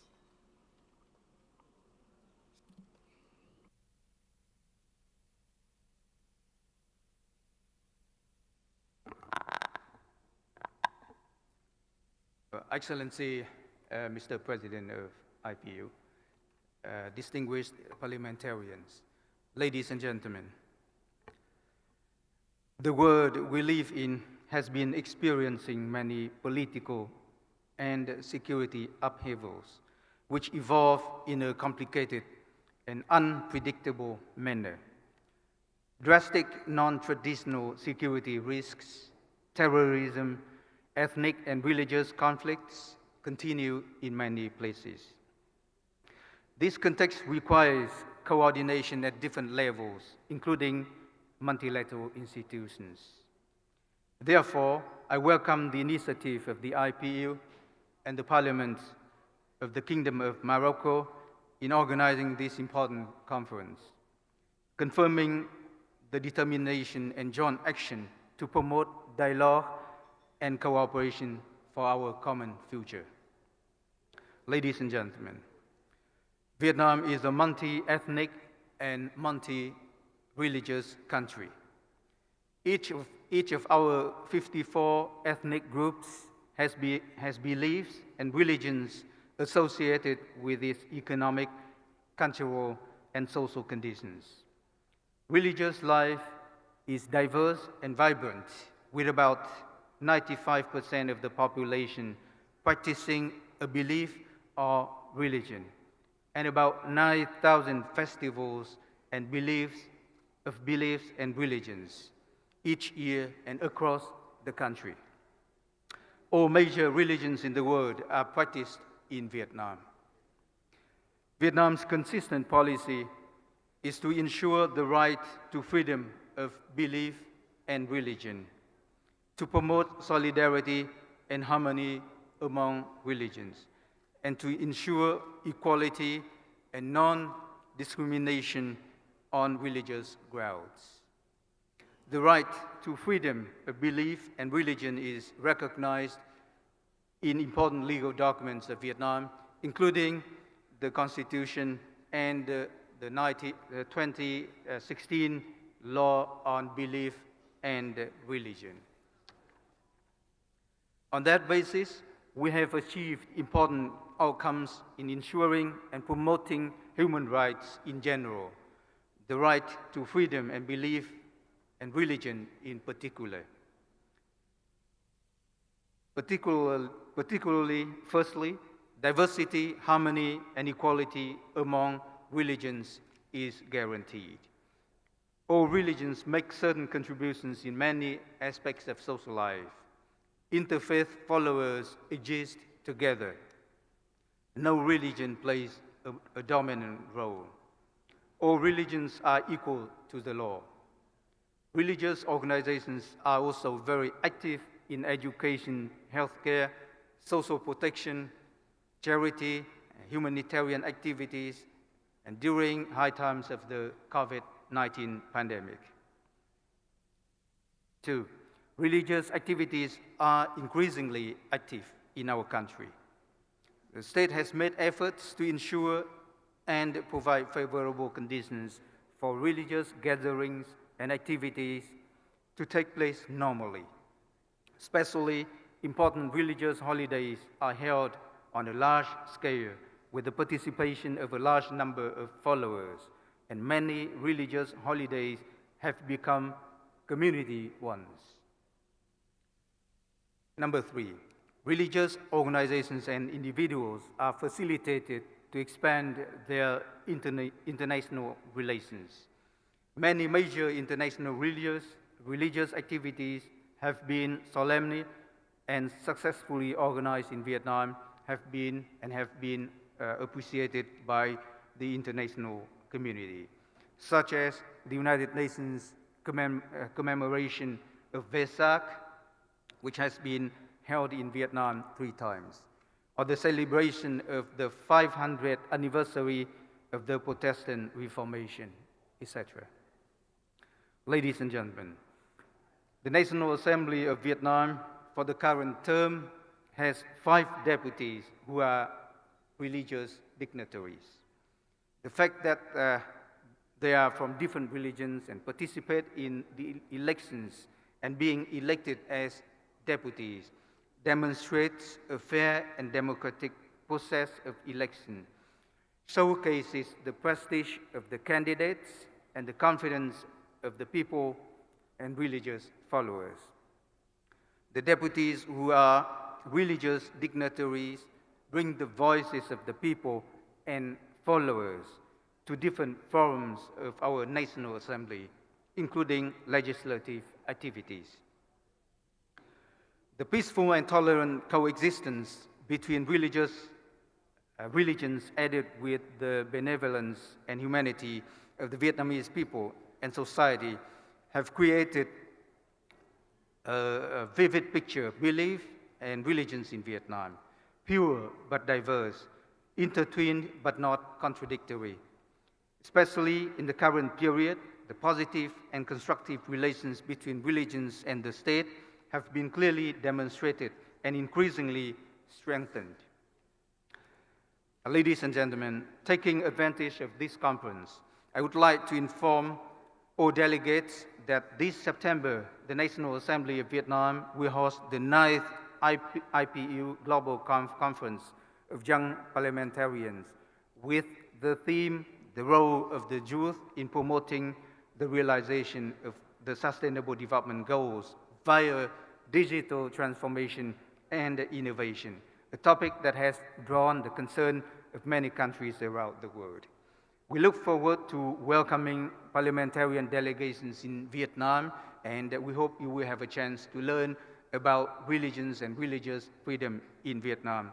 Thank you very much. Thank you.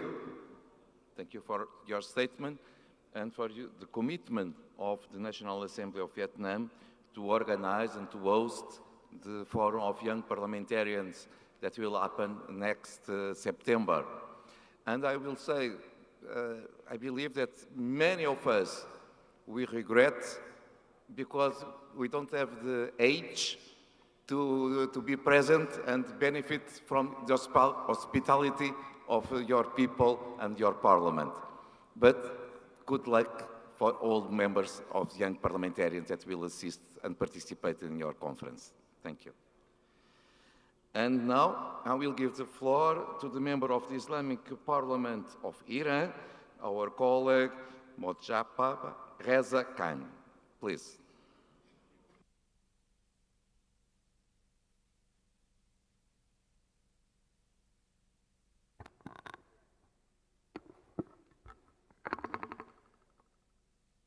Bismillah ar-Rahman ar-Rahim.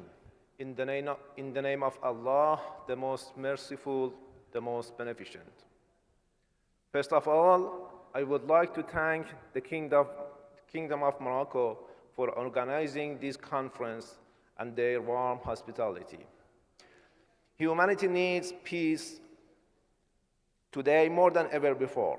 In recent years, we have progressed in various sciences at a rapid pace, yet our morals and ability to coexist peacefully have often been on the decline. One of the most important factors that make discussion and finding solutions for spreading peace nearly impossible is the widespread misinformation regarding the main sources of violence. For today, what has caused the death and displacement of millions across the world is not isolated acts of terrorism committed by a limited number of extremists, but rather the warmongering policies of some of the world's biggest military powers.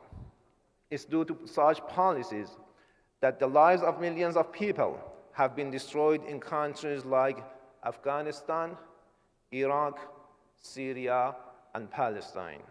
Yet, we fail to focus on and find solutions for this issue, since those fundings, these wars, are also controlling mainstream media.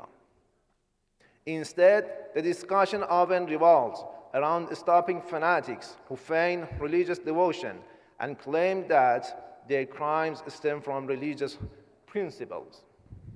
Does the Jewish faith, for instance, dictate the Palestinian homes be destroyed for building illegal settlements, or Palestinian children as young as 9 years of age be shot or tortured or placed in prison? People who are not educated about the true principles of divine religion, of Judaism, are likely to fall for this false depiction of its followers. They might mistake Zionism for Judaism and develop a dangerous sense of hate towards our faithful Jewish brothers.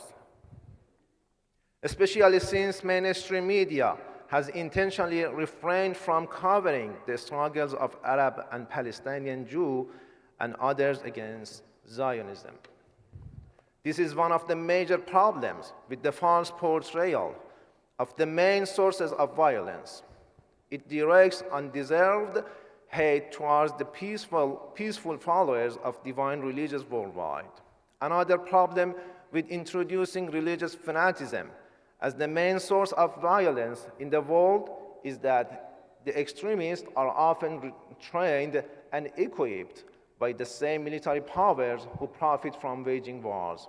The political ideology of Zionism, for instance, would have never been able to kill and displace hundreds of thousands of Palestinians had it not been for the abundant support of the American military-industrial complex or the US's undeserved veto right, a right that has been used time and time again to veto resolution against the illegal and inhuman actions of this criminal Zionist entity.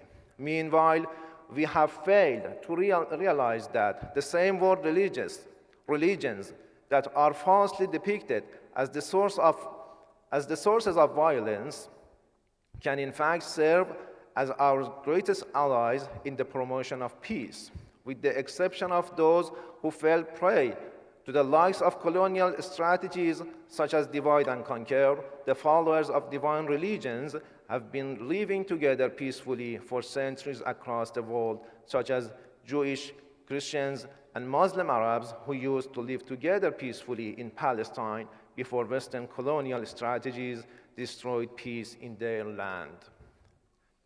Therefore, we at the Islamic Republic of Iran, and home to followers of divine religions such as Zoroastrianism, Judaism, Christianity, and Islam, believe in the important role of religious leadership in promoting peace. Religious leaders often have credibility as guides of trusted institutions, and through educating people about the core values of divine religions followed by millions across the world. Religious leaders can promote love and understanding, which can encourage people to decline calls for violence. Through the promotion of spirituality, religious leaders can offer people a deep-seated and effective base for examining and modifying their own behavior. They can also help provide a sense of identity through offering people a respected set of values. They are able to unite nations around these values and mobilize communities to pursue common goals. Also, they often have a sense of calling which can inspire people to have patience and persevere in the face of conflict. And if we allow them to, through preaching divine teachings, religious leaders can create a sense of identity and purpose so true and strong that can veto the warmongering policies of world powers in a way no international organization has ever been able to. Thank you for your attention. Thank you so much, colleague Reza Khan. And dear colleagues, because I needed to go to bilateral meetings, I'm sorry, it is not possible to continue here in this room for now. And so it's my honor to invite Madame Mokitimi, the Speaker of the Senate of Lesotho, to share the meeting. Madame, please, it's an honor for me.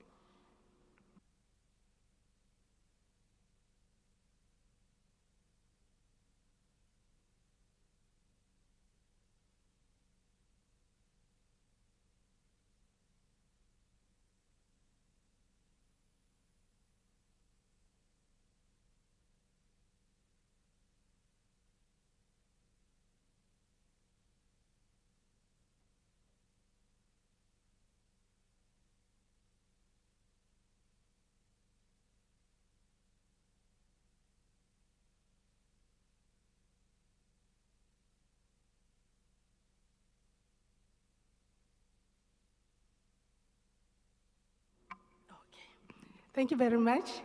The next speaker is from Palestine, and he's already here. He will give us his presentation.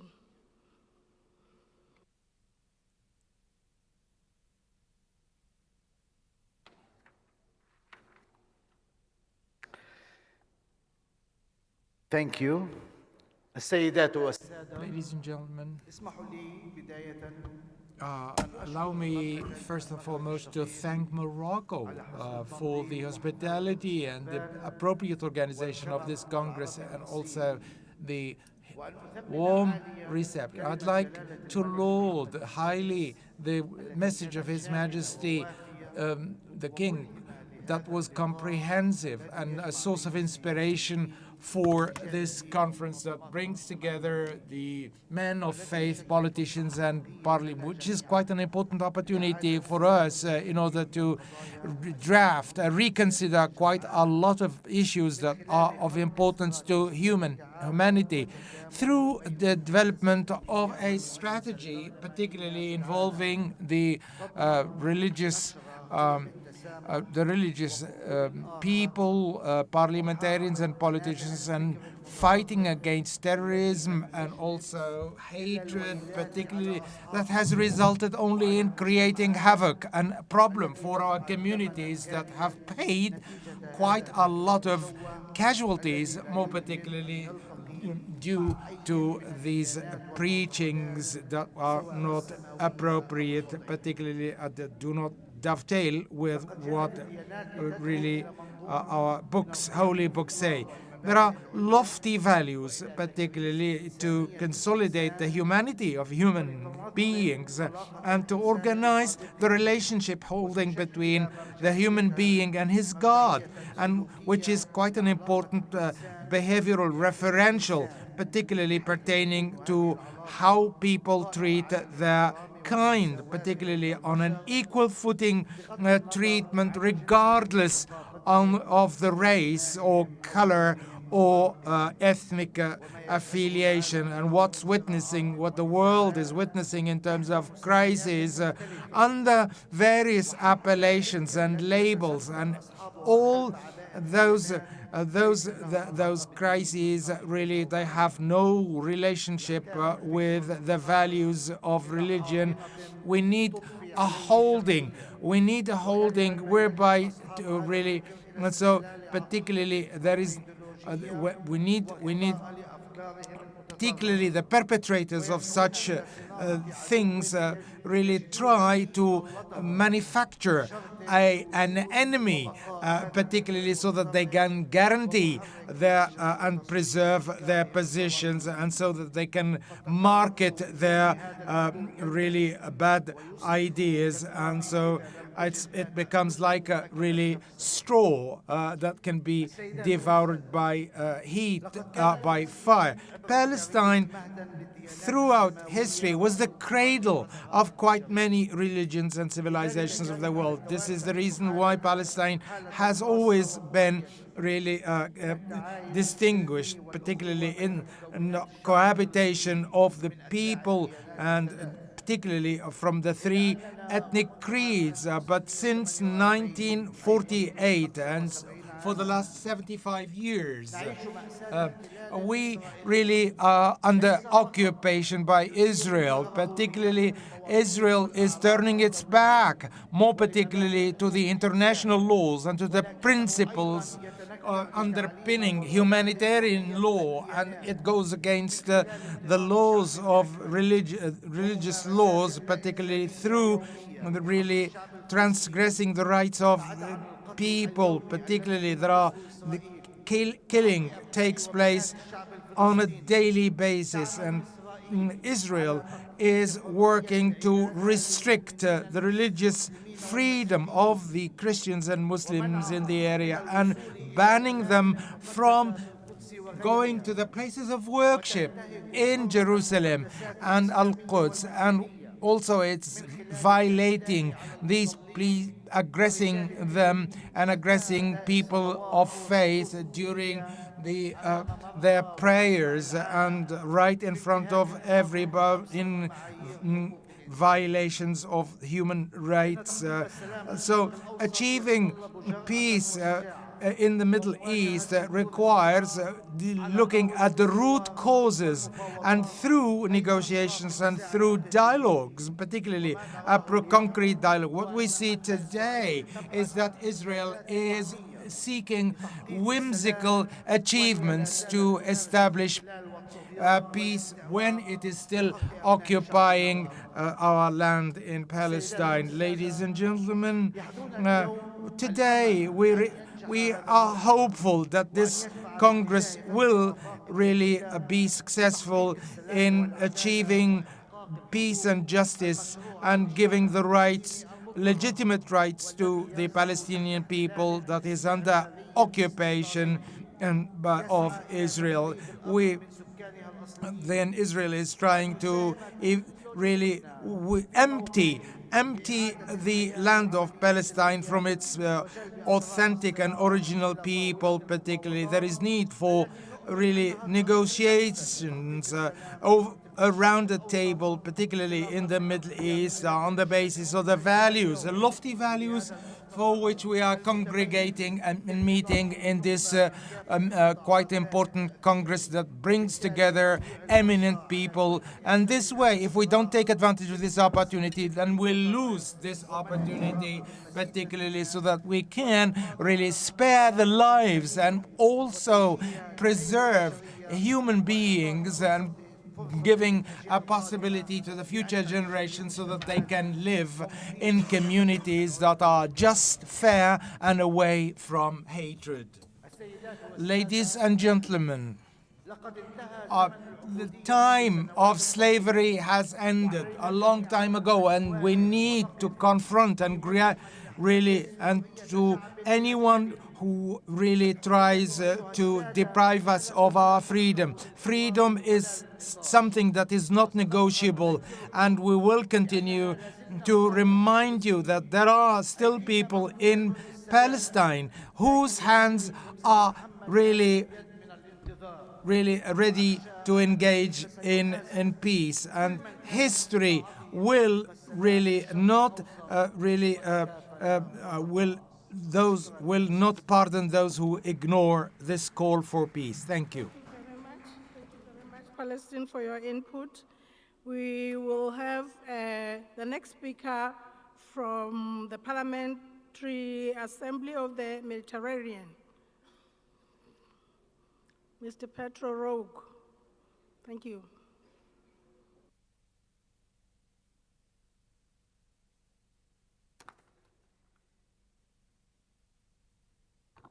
Thank you so much, Madam Speaker.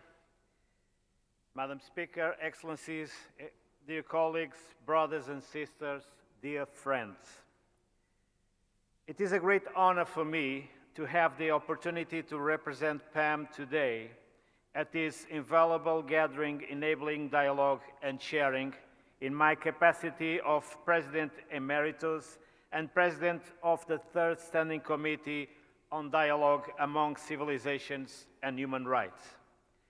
At the outset, I wanted to say one word to share our grief for the victims of the Jewish festival on the island of Djerba, Tunisia, last month. This traditional religious festival brings men of faith, men of peace, and scholars from around the world. The attack against pilgrims who gather in peace was simply shocking. As we all see, there are still so many valid reasons to gather and to talk about peace. Cultivating long-lasting peace and fostering inclusive and sustainable prosperity are the main objectives of the Parliamentary Assembly of the Mediterranean. By building bridges between countries, communities, and individuals, parliamentary diplomacy plays a crucial role. It nurtures a pluralistic dialogue, strengthens cooperation, and promotes mutual understanding. Last year, a PAM delegation came to Morocco and met with Mr. Habadi. We exchanged particularly on youth and how youth can be a vector towards peace in deeply engaged in their communities. We wholeheartedly support this call. Next month, PAM will be in Greece to engage in talks with the leaders of Orthodoxy. Here in Morocco and earlier in Italy, PAM organized a number of specialized meetings on the responsibility of political and religious leaders in countering violent extremism and radicalization. The results were interesting, but the commitment of our institutions cannot be limited to a conference.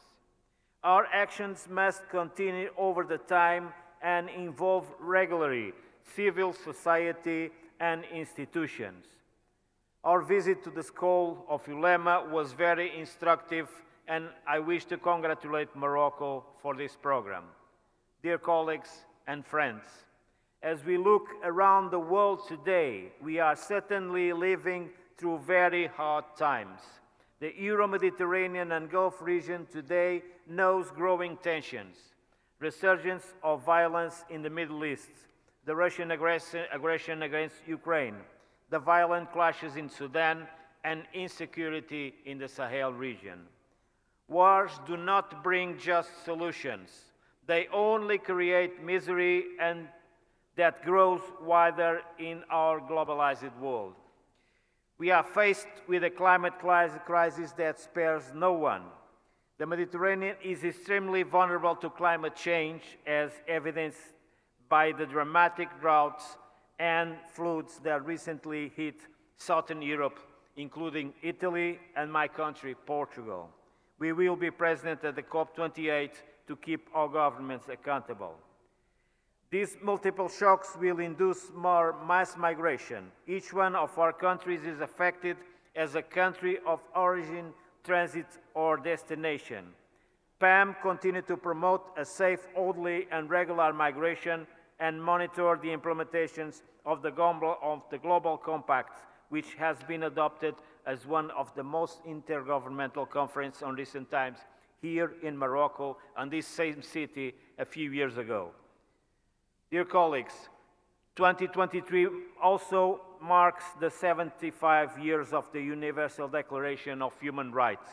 We will continue to work every day, everywhere, building bridges and promoting more equitable and cohesive societies. Building peaceful and resilient society is, above all, a matter of social inclusion, and this certainly passes through political representation. Ladies and gentlemen, in closing, let me state that you can count on the Parliamentary Assembly of Mediterranean to play its role as a peace-seeking and peace-nurturing regional institution. I thank you all for your attention.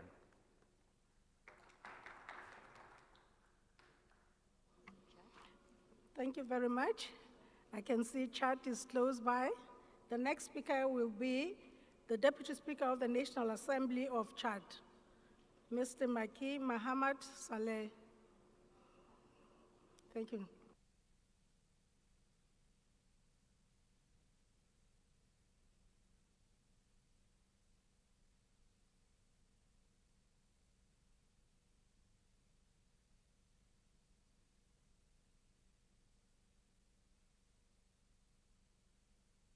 Madame la Présidente. Madam Chair, distinguished guests, ladies and gentlemen. It's a great honor for me to take the floor before this August Assembly to share with you some thoughts about the role that interfaith dialogue can play in order to respect the rule of law as well as inclusion and peace.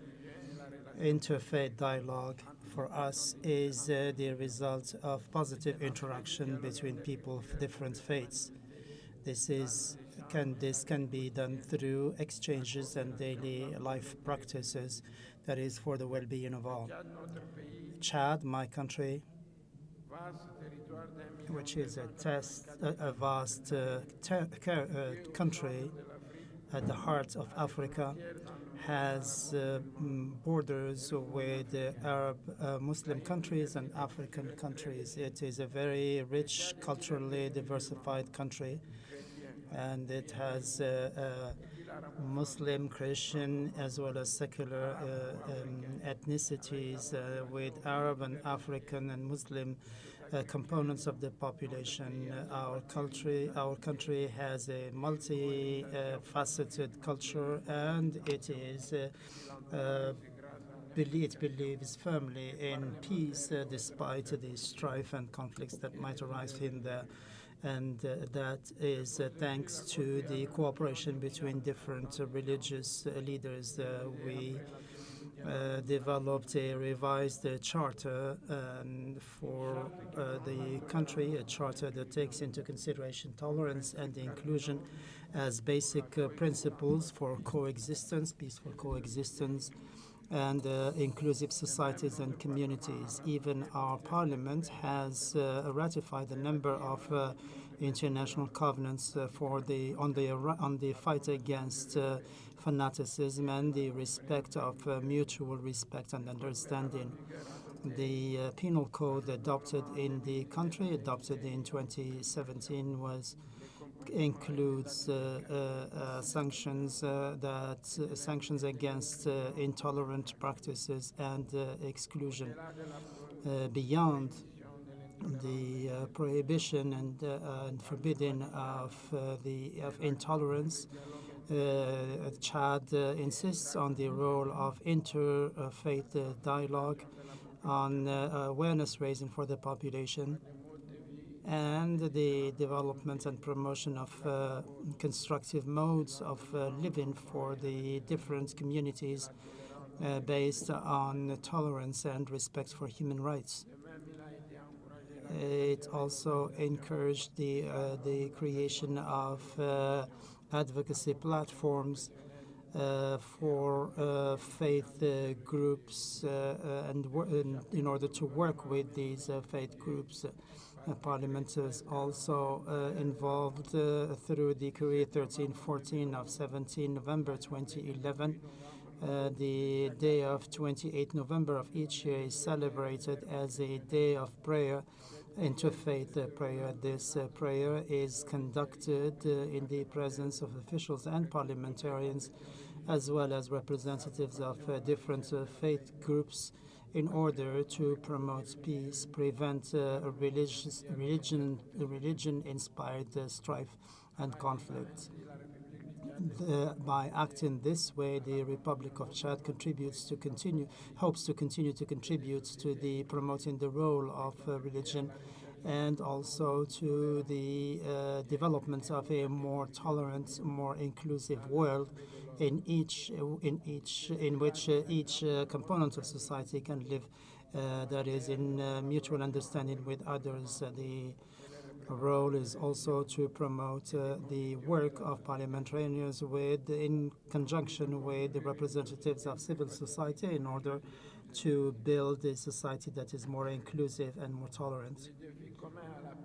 The challenges facing peace and inclusion, as well as respect for human rights, which are facing parliamentarians and religious leaders and civil society organizations, mean that society in general and the international community have to work together to address these challenges and to fight prejudice which impede the emergence of peaceful societies, promote love and forgiveness. These are values that are enshrined in the different faiths, and the aim also is to promote closer ties between religious leaders, as well as respect for the respective religious values. We should also work to invite the representatives of different faiths to promote positive and constructive practices, and to also engage in a dialogue with governments and representatives of civil society for the promotion of the Republican values. Contribute also to promoting a culture rooted in peace and coexistence, and work for the well-being of the population and development. Parliamentarians can cooperate in a better way with representatives of the different faiths and civil society to answer the concerns of both groups, and to especially that religion and politics have always been intertwined. They both try to promote the living together and promote nonviolence. Before concluding, I would like to point out that the efforts made to promote interfaith dialogue and the promotion of the rule of the rule of law in countries, and the emergence of a more inclusive societies represents a broad answer to the challenges faced by the parliamentarians and religious leaders, and also to answer the concerns of the peoples as they are expressed. We wish to hail the initiative of the Inter-Parliamentary Union and the Parliament of the Kingdom of Morocco, and the religious organizations and the Alliance of Civilizations of the United Nations and the Muhammadiyya Rabita in the Kingdom of Morocco, who had this brilliant idea of inviting us to this conference to look for overall solutions. Thank you very much for your kind attention. Thank you.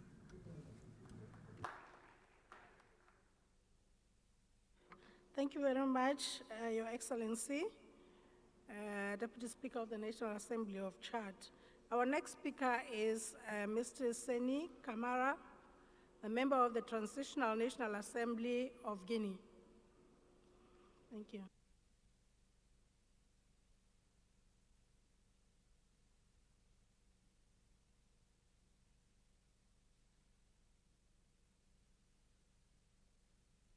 Merci, Madame la. Thanks very much indeed, Madam Chairperson. Thanks very much indeed, honorable speakers of parliamentary institutions, ladies and gentlemen, the parliamentarians, the honorable heads of delegations, dear parliamentarian colleagues. I'm honored to be present here on behalf of the National Council of Transition for the Guinea Republic in this very important conference, parliamentarian conference on interfaith dialogue for building a joint and common future organized and convened by the Parliament of Morocco and UIP. While thanking you for the quality of the presentations and for the appropriate organization of the Congress and conference, I'd like to take advantage of this opportunity to convey the greetings and all the consideration of His Excellency, Honorable Dr. Vansa Kouma, President of the National Council of Transition of the Republic of Guinea, whom my delegation represent here in this very august conference and congregation. This meeting is a platform for exchange devoted to the deliberations on crucial questions and core concerns in terms of inclusions and coexistence in particular. And so the religious element is quite an important of the mandate that consists to promote peace for ensuring political dialogue, cohabitation involving parliamentarians and the religions and players acting at the civil society organization. This is a platform that gives a voice to countries such as my country that has developed a long and rich experience, in particular in religious cohabitation, to advocate for a world marked by peace. Inclusion, religious tolerance are undeniable segments of this. The parliamentary system of the religious faith to promote dialogue in particular and to collaborate for our common destiny is a fact adapted to the relevant experience of my country. There is a research of a field of a fertile ground to promote collaboration between the various creeds and other cultures. I'd like to recall in this regard that even the religious centers are quite many. Our mission is clear, putting in place a mechanism of a efficient mechanism based on resources and based on relevant experiences that are unprecedented, taking advantage taking advantage of the IT to work together to solve the problems that we are grappling with and that threaten the survival of humanity and are hindering growth, particularly, and reducing inequalities and also reducing poverty. Ladies and gentlemen, it's for the first, we need to bring parliamentarians and men of faith and to promote policies and voluntary-based policies for ensuring a dialogue and cohabitation and interfaith, to create bridges for ensuring dialogue for the joint missions carried out by parliamentarian and men of faith to enhance the awareness of the grassroots population on the values, the lofty values of the things that we have in common and which brings us together for a better, for building a better world, an inclusive world, a fairer world for whereby human rights are upheld and protected, and to create a watch committee in order to really fight against hatred, speeches of hatred and fanaticism and fundamentalism. So we need to stand against really intolerance, so we need to make of these social practices that maintain the equilibrium and the balance through appropriate education and through the provision of training. There are good practices in my country, in the Republic of Guinea, good practices in the General Assembly. We start with prayers by religious people from different Christian and Islamic creeds, and so particularly there is interaction in our General Assembly, particularly which contributes necessarily to promote the environment whereby understanding prevails and which has a considerable impact on the community. If it's up to the MPs to vote laws of conduct and to ensure the harmony between the religions, the men of faith need to invest in education and convey and transmitting values of coexistence and the acceptance of the other and respect for the other. And so building... Gentlemen is stopping at this very level. Building bridges and banning the walls of really injustice. Our religious and men of faith are the best course and vehicle and vector that will help us organize and promote education based on universal values. So we need all to act to find the appropriate solutions, more practical solutions in order to prevent occurrence. I wish you full success. I'd like to thank you. Madam, back to you. Thank you. Thank you very much. Thank you, Mr. Kamara. The next speaker is a member of the National Assembly of South Africa, Ntate Madala David Ntombela.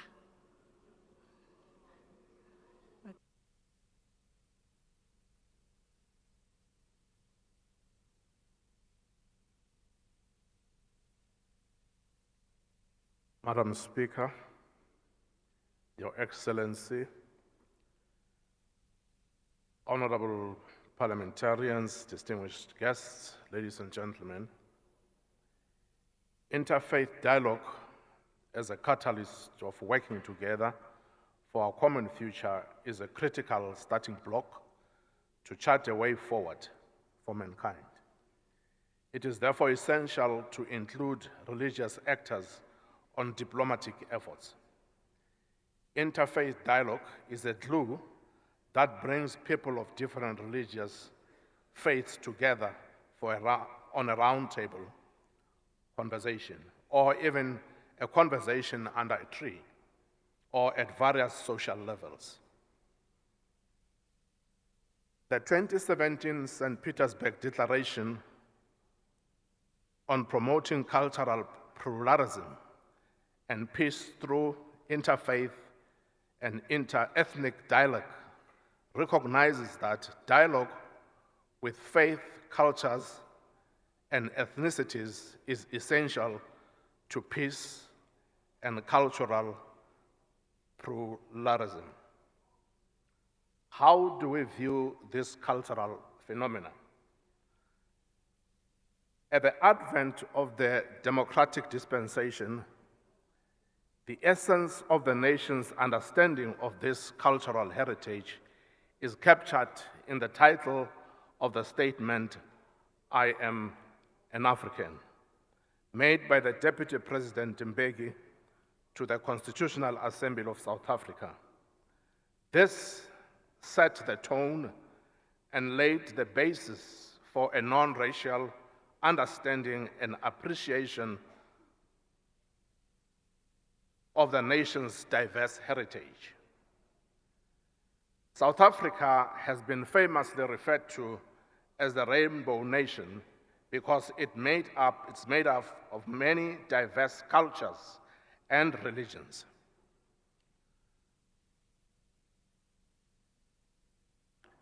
Contained within the South African borders are the Zulus, Xhosas, Sotho, Bapedi, Botswana, Ndebele, Khoisan, Hindu, Muslim, and Afrikaner people, to name but a few. All of these people are united by calling South Africa home, and therefore their lives all contribute to forming a part of the country's heritage, identity, and culture. Understanding that South Africa is composed of all these influences is essential to make communities respect each other in their religious diversity. The advent of the South African Charter of Religious Rights and Freedoms is a demonstration of this point. The Charter is a religious legal document that defines the freedoms, the rights, responsibilities, and the relationships between the state and its citizens concerning religious beliefs. Thank you very much.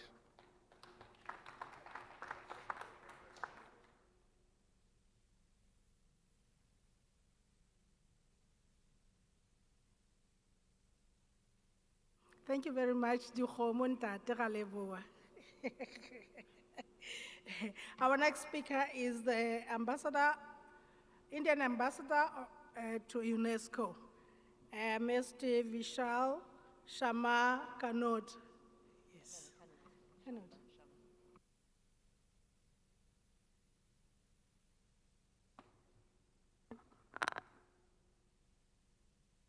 Excellencies, my sister from Lesotho, brothers and sisters, Namaste, Salam Alaikum, and Sat Sri Akal, which means truth is timeless.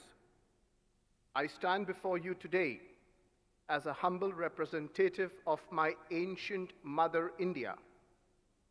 India, that is Bharat, is the land of philosophy, of rich cultural and religious diversity, the language of 1,900 languages, and of Ayurveda and yoga. She is home to 1.4 billion people, including over 200 million Muslims. She is the mother of democracy. I invite you all to come to India with your friends and family at least once in your life. Dear friends, under His Majesty King Mohammed VI's visionary leadership, Morocco has demonstrated a strong commitment to promoting interfaith dialogue, working together for our common future, which is similar to Vasudhaiva Kutumbakam, one earth, one family, one future, the theme of the Indian presidency of the G20. It holds great significance for the entire world. As human societies evolved, so did their systems of governance. It was the separation of church and state that has given rise to the modern secular democracies.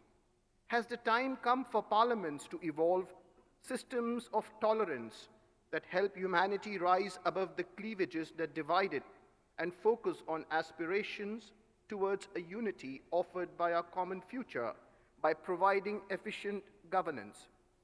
In India, we have a concept of Ram Rajya, or the rule of Lord Rama. The proverbial Ram Rajya is not the advocation of a theocratic monarchy, but instead, the cohesive definition of Ram Rajya is good governance. The objective of any government or parliament is to deliver good governance so that it benefits the poorest of the poor, irrespective of religion. India is the land of more than 625,000 villages. The government of Honorable Prime Minister Narendra Modi has built 116 million toilets for the poor of the rural villages, primarily to give dignity to rural women.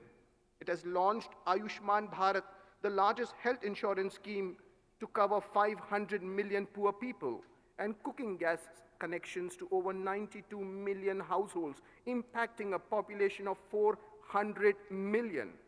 Service to the poor does not differentiate on basis of religion. Service is secular, just as the pain of hunger or the sadness of a broken heart also does not differentiate. The hand that serves is higher than the deed that hurts. Can parliaments inculcate a service attitude among parliamentarians and encourage educational systems to bring programs wherein the youth are groomed with a positive attitude towards nishkam karma, or selfless service? Can parliaments become a source of inspiration for the youth to usher in the politics of service, the politics of hope, and reject the colonial politics of divide and rule? Can debates in parliaments aim towards the higher ideal of inclusion? At the United Nations High-Level Forum on the Culture of Peace, Prime Minister Modi summarized India's contribution to global peace and harmony, that India's gift to the world is not war, but the wisdom of Lord Buddha and his message of peace. Prime Minister Modi inaugurated India's new parliament on 28 May 23, wherein the ancient Sanskrit texts of India were recited along with verses from the Torah, the Bible, and Surah Al-Rahman from the Quran, to seek the blessings of all religions for the 1.4 billion children of Mother India. Prime Minister Modi's call of Sabka Saath, Sabka Vikas, Sabka Vishwas means social cohesion results in collective growth towards a common future. Excellencies, I remember seeing a video wherein His Highness Sheikh Mohammed bin Zayed Al Nahyan, President of the UAE, discloses that his father, Sheikh Zayed, may peace be upon him, sent him away as a young man to North Africa. I'll just conclude in 30 seconds. To experience the hardships of life. On his return, his father asked him, what had he learned? Sheikh Mohammed replied that he had learned that he must help the poor. Sheikh Zayed asked him to explain further, and the son replied, we must help because they are Muslims, to which Sheikh Zayed immediately said, no. We are all children of Allah regardless of religion, and we must help without discrimination. This was a beautiful message of social cohesion that a father imparted to his son. Religion in this way can be used as a tool to join hearts. Thank you, Excellencies. Thank you very much, Your Excellency. Our next speaker is Ms. Monika Bartos, a member of the National Assembly of Hungary.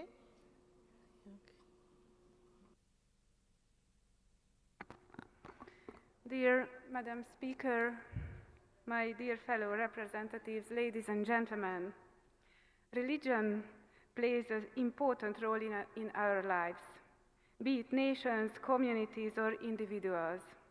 Our identity is greatly influenced by the culture in which we grew up, and culture is greatly influenced by religion. For example, Hungary's historical experience is that Christianity has a nation-preserving role.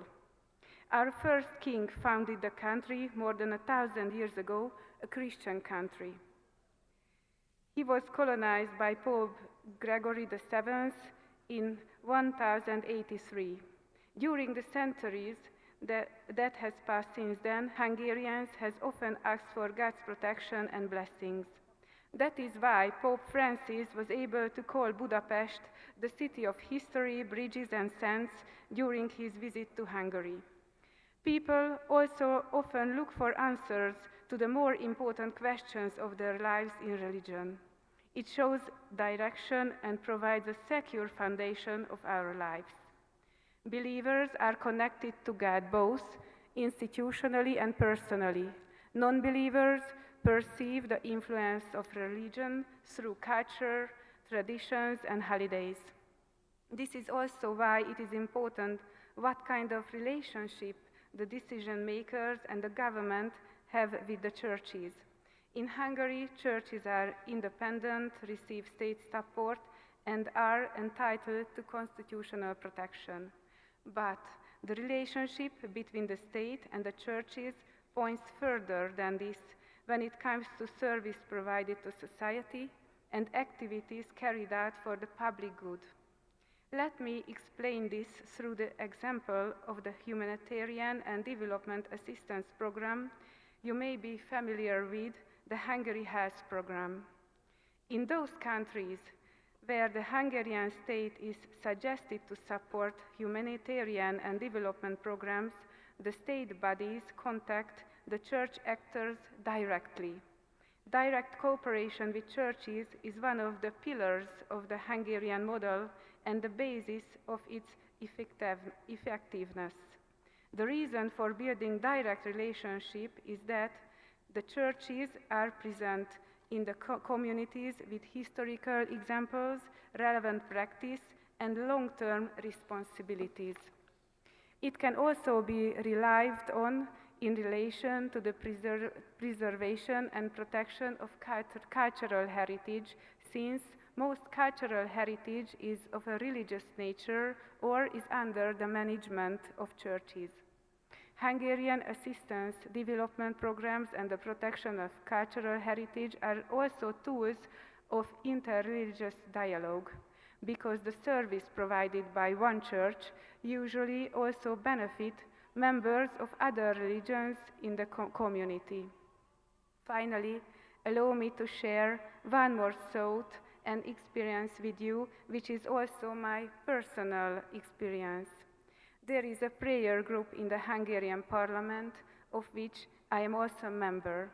The community that transcends denominations and parties is a special place of mutual attention and dialogue. We pray together for peace, and for this peace to be born first and foremost in hearts of people. We also host church leaders and people active in civil life to learn from them. I came here primarily to study also, and I thank my fellow representatives and specialists for their thoughts and suggestions. I wish you many blessings and thank you for your kind attention. Thank you very much. Thank you, Ma'am. Our next speaker is Mr. Paulino Lukudo from South Sudan.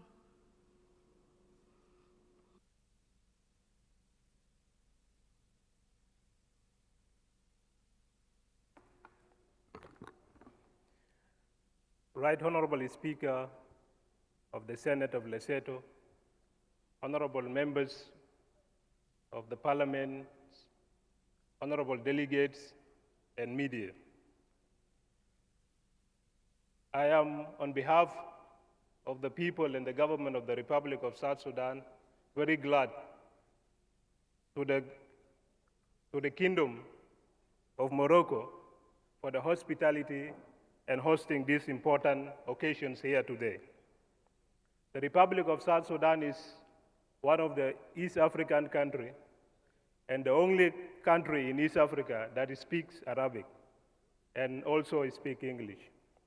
Republic of South Sudan is bordering Kenya, Uganda, Ethiopia, Congo, and is also one of the countries recently visited by Pope Francis, and the last country, I think, in Africa that Pope Francis visited. On behalf of the delegation from the Republic of South Sudan, I want to assure the gathering that the Republic of South Sudan is promoting interfaith and peaceful coexistence among the people of the Republic of South Sudan. The Republic of South Sudan constitutionalized the freedom of worship in the Constitution, Part 2, Article 23, which gives freedom for the different religions, because we are multicultural, multi-ethnic, and multi-religious state. The Republic of South Sudan as well promote interfaith through so many engagements, which includes religious conference, National Day for Prayers, and as well before the formation of the transitional government that we have now, there was also a presidential advisor on religious affairs. There is a peaceful coexistence between different religious actors in the Republic of South Sudan, which is, in its unique sense, when you visit one of the families or homes in South Sudan, you will find in the same family, there are Christians and there are Muslims living together. You will find a church and a mosque all together in one area. And there is a beauty of cultural diversity, religious coexistence, peace, and tolerance. Religion discrimination is not a problem that can be tolerated. All of us, as the citizens of the world, should ensure that there is peaceful coexistence between the different religions. And we will coexist together by ensuring that we work together as the governments and the citizens of the world to ensure religion is not used as a weapon to discriminate people or as a weapon for political exclusion of other people. We, as a people and the government of the Republic of South Sudan, will continue to promote and remain committed to ensure all of us work vividly, continuously, to deepen the peace and stability in our country, in the region, and in the world. And as the Parliament, we are so much cognizant of our work and exercise our duties as parliamentarians to ensure that there is a proper representation and proper legislation of laws that uphold and upright and uplift human rights and peaceful coexistence, and as well do continuous oversight role to ensure the laws and the legislations that was enshrined and passed by the Parliament is respected in various institutions of the government and as well at the grassroots level to ensure we continue doing the civic engagement and civic education of how important is the multicultural, multi-ethnic, and multi-diversity of our people and how we will continue to build a tolerant society. In conclusion, from the given example, it is very clear that South Sudan has a best practices that the world can benefit from in terms of interreligious coexistence. Our country, South Sudan, has never recorded any history of religious discrimination since our independence.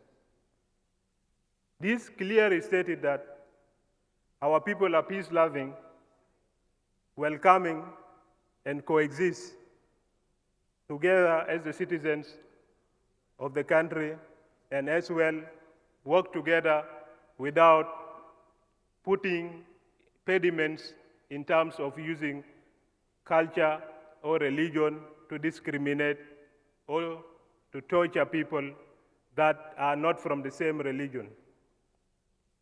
And in conclusion, with the beauty of the culture and the beauty of religious coexistence that we have in the country, we will also extend our invitations to the citizens of the world to come and visit South Sudan as a government or as as citizens so that you explore the beauty of Africa through the beauty of South Sudan. Thank you very much.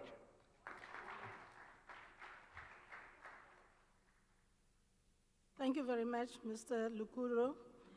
The next speaker is Mr. Brian Collas, a member of the House of Representatives of Malta. Thank you.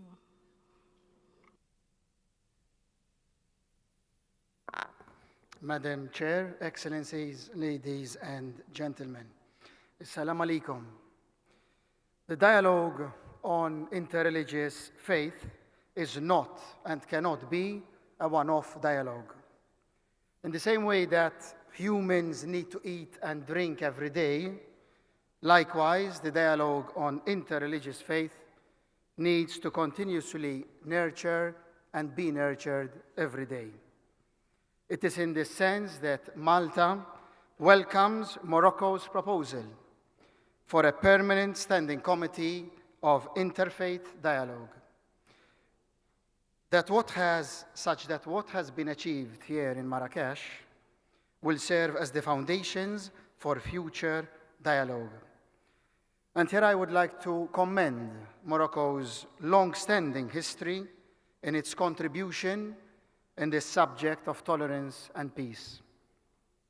Dear colleagues, politicians and religious leaders, we have had enough over the years of religious wars. We have seen throughout the centuries religion being used as a pretext for war. This has been stated in Tuesday's opening session by two individuals who know what this really means.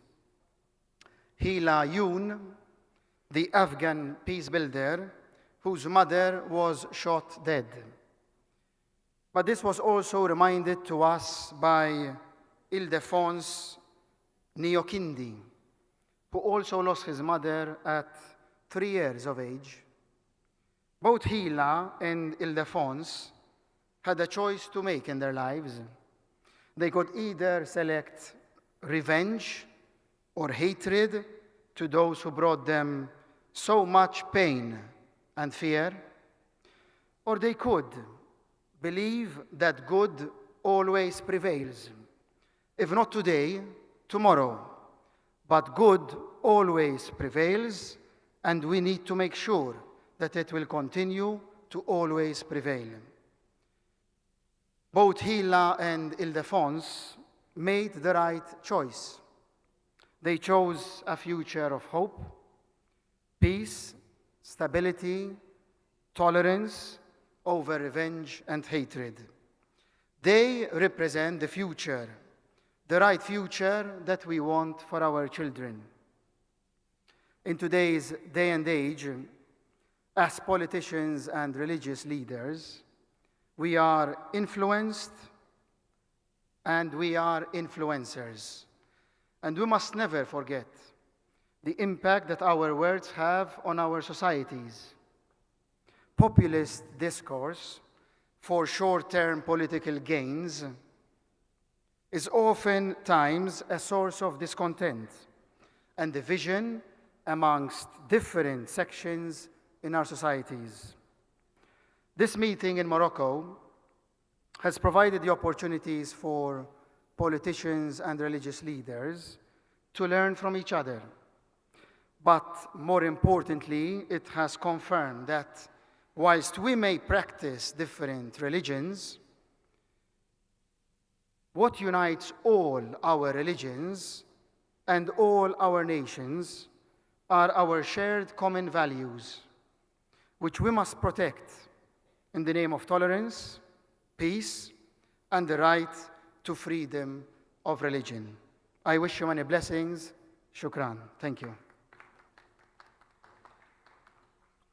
Thank you very much. Our last speaker for the day is Mr. Mohammed Alam Azadar. He's the Deputy Speaker of the House of Elders in Afghanistan. بسم الله الرحمن الرحيم السيد الرئيس والسادات وأعزائي البرلمانات Good afternoon. On behalf of the delegation of Afghanistan and the people of Afghanistan, I would like to extend my sincere greetings to all of you and to express our gratitude to the sister nation, the Kingdom of Morocco. What the delegations, parliamentary delegations are arriving at in this conference can be used to promote joint action in order to further our efforts for coexistence between the different communities, and this can be done only through the promotion of a culture that is rooted in tolerance and pluralism. They have to be based on the values we have in common in order to promote peace. The problem, strife, and bloodletting is contrary to the very nature of humans.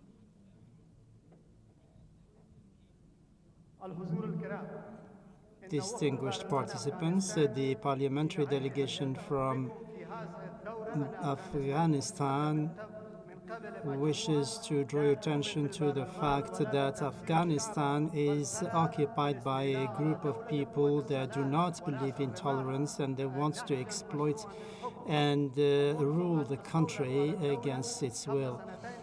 Since they have taken the control of the city, they have been of the country. They have been ruling without the consent of the people, whereas the consent of the population is a key element for the sovereignty. And there are 17 ministers in their cabinet are seen as terrorists, and they are being sought. And Taliban have prevented women and girls from seeking education and from working. And they think that this is based, or they pretend that this is based in the Islamic religion, whereas can you see, for example, that women, for example, in Morocco are forbidden from working, whereas Morocco is also a Muslim state. Do you see any country in the world that prevents women and girls from enjoying their rights and claiming that this is in pursuance of Muslim ordinances? The people of Afghanistan are hijacked by a group of people who have no legitimacy and who do not believe in any of the human values and principles, and a group that does not commit to these values. And therefore, I call on you to read the report of the Security Council of the United Nations, which was published recently on the policy of Taliban. And also on 5th of June, it addressed the war crimes that were committed by the Taliban fighters. Dear brothers and sisters, we are not asking you to support us militarily. We are asking you to be our voice, that is, as far as the ordeal faced by Afghanistan and its people is concerned, because of the actions of Taliban. People in Afghanistan feel that what happened in Afghanistan in 2 years ago can happen in other countries as well. That is, if a group of terrorists and bloodthirsty terrorists take over and control a state, that is, and all it takes is a few hours. This shows that we need to work together and work immediately against terrorism. Thank you very much for your attention. Thank you so much, Your Excellency. You were supposed to have taken 3 minutes. Thank you anyway. Thank you very much. Your Excellencies, that was the last speaker, but we still have the last speaker, but it will be in a form of a video from His Excellency Sheikh bin Bayar, the President of the Abu Dhabi Forum for Peace. It is a short video that we ask that you please listen to. Be patient. We are finishing. Of Allah, most merciful, most gracious. Peace and blessing be on our Prophet, his kith and kin. I think there is translation on the screen, English.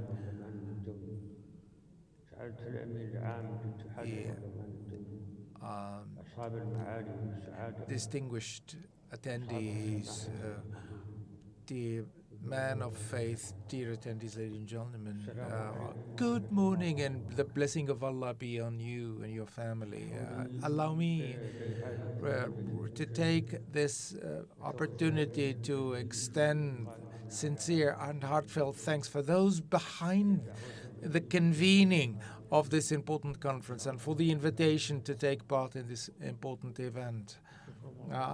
Thanks are extended to the Kingdom of Morocco for the patronage, more particularly of the deliberation of this Congress in the city of Marrakesh. That is a historic city. But then how can we protect men and women? How can we consolidate peace and cohabitation? How can we establish the lofty values and implement them? How can we inject fresh blood into the value of these values? We need to start from scratch. Particularly, we need to do away with the wars particularly we need to do with the root causes of the war. And this is what is being done by the Emirates. Particularly, the Emirates is a model for cohabitation and coexistence, particularly of various people from different creeds and nationalities. And then the Emirates was behind quite many initiatives. Dear attendees, ladies and gentlemen, the humanity is facing quite a number of challenges, particularly due to the wars, poverty, famine, quite many hurdles standing in the way of humanity. But then we are called upon to work hand in hand, particularly in order to collaborate, involving the parliamentarians and the men of faith, particularly the men of faith do not have armies, do not have but then they have the right word, the right religious world. And then these men of faith are a good tree that can provide quite a lot of fruit. And then they are endowed with reason and they are endowed with the morality. Particularly, MPs also behave in the same way. Particularly, then this is the goal that we are pursuing, to establish peace and stability in the world. Your conference, ladies and gentlemen, is a linchpin, quite important, working for the development of humanity. And then we hope that our collective efforts will find a way to implementation. And then the general call, particularly targeting the community of goodwill, really need to be involved to work for the humanity. We wish you a path full of success, and peace and blessing of God be on you. Madam Chairperson, back to you. Thank you. Thank you very much, and thank you, beautiful audience, for your patience. Before I make the last announcement for the day, I wish to make a few comments. First, I wish to thank the IPU and the Parliament of Morocco and congratulate them once again to have organized this kind of dialogue. From the debates made both yesterday and this morning, it is clear that we all agree it's time to work together as parliaments and religious leaders to bring peace and stability into the world. We all agree that both parties play a significant role in shaping societies, and one cannot be successful without the other in building peace. They always complement each other. Examples have been made from many countries.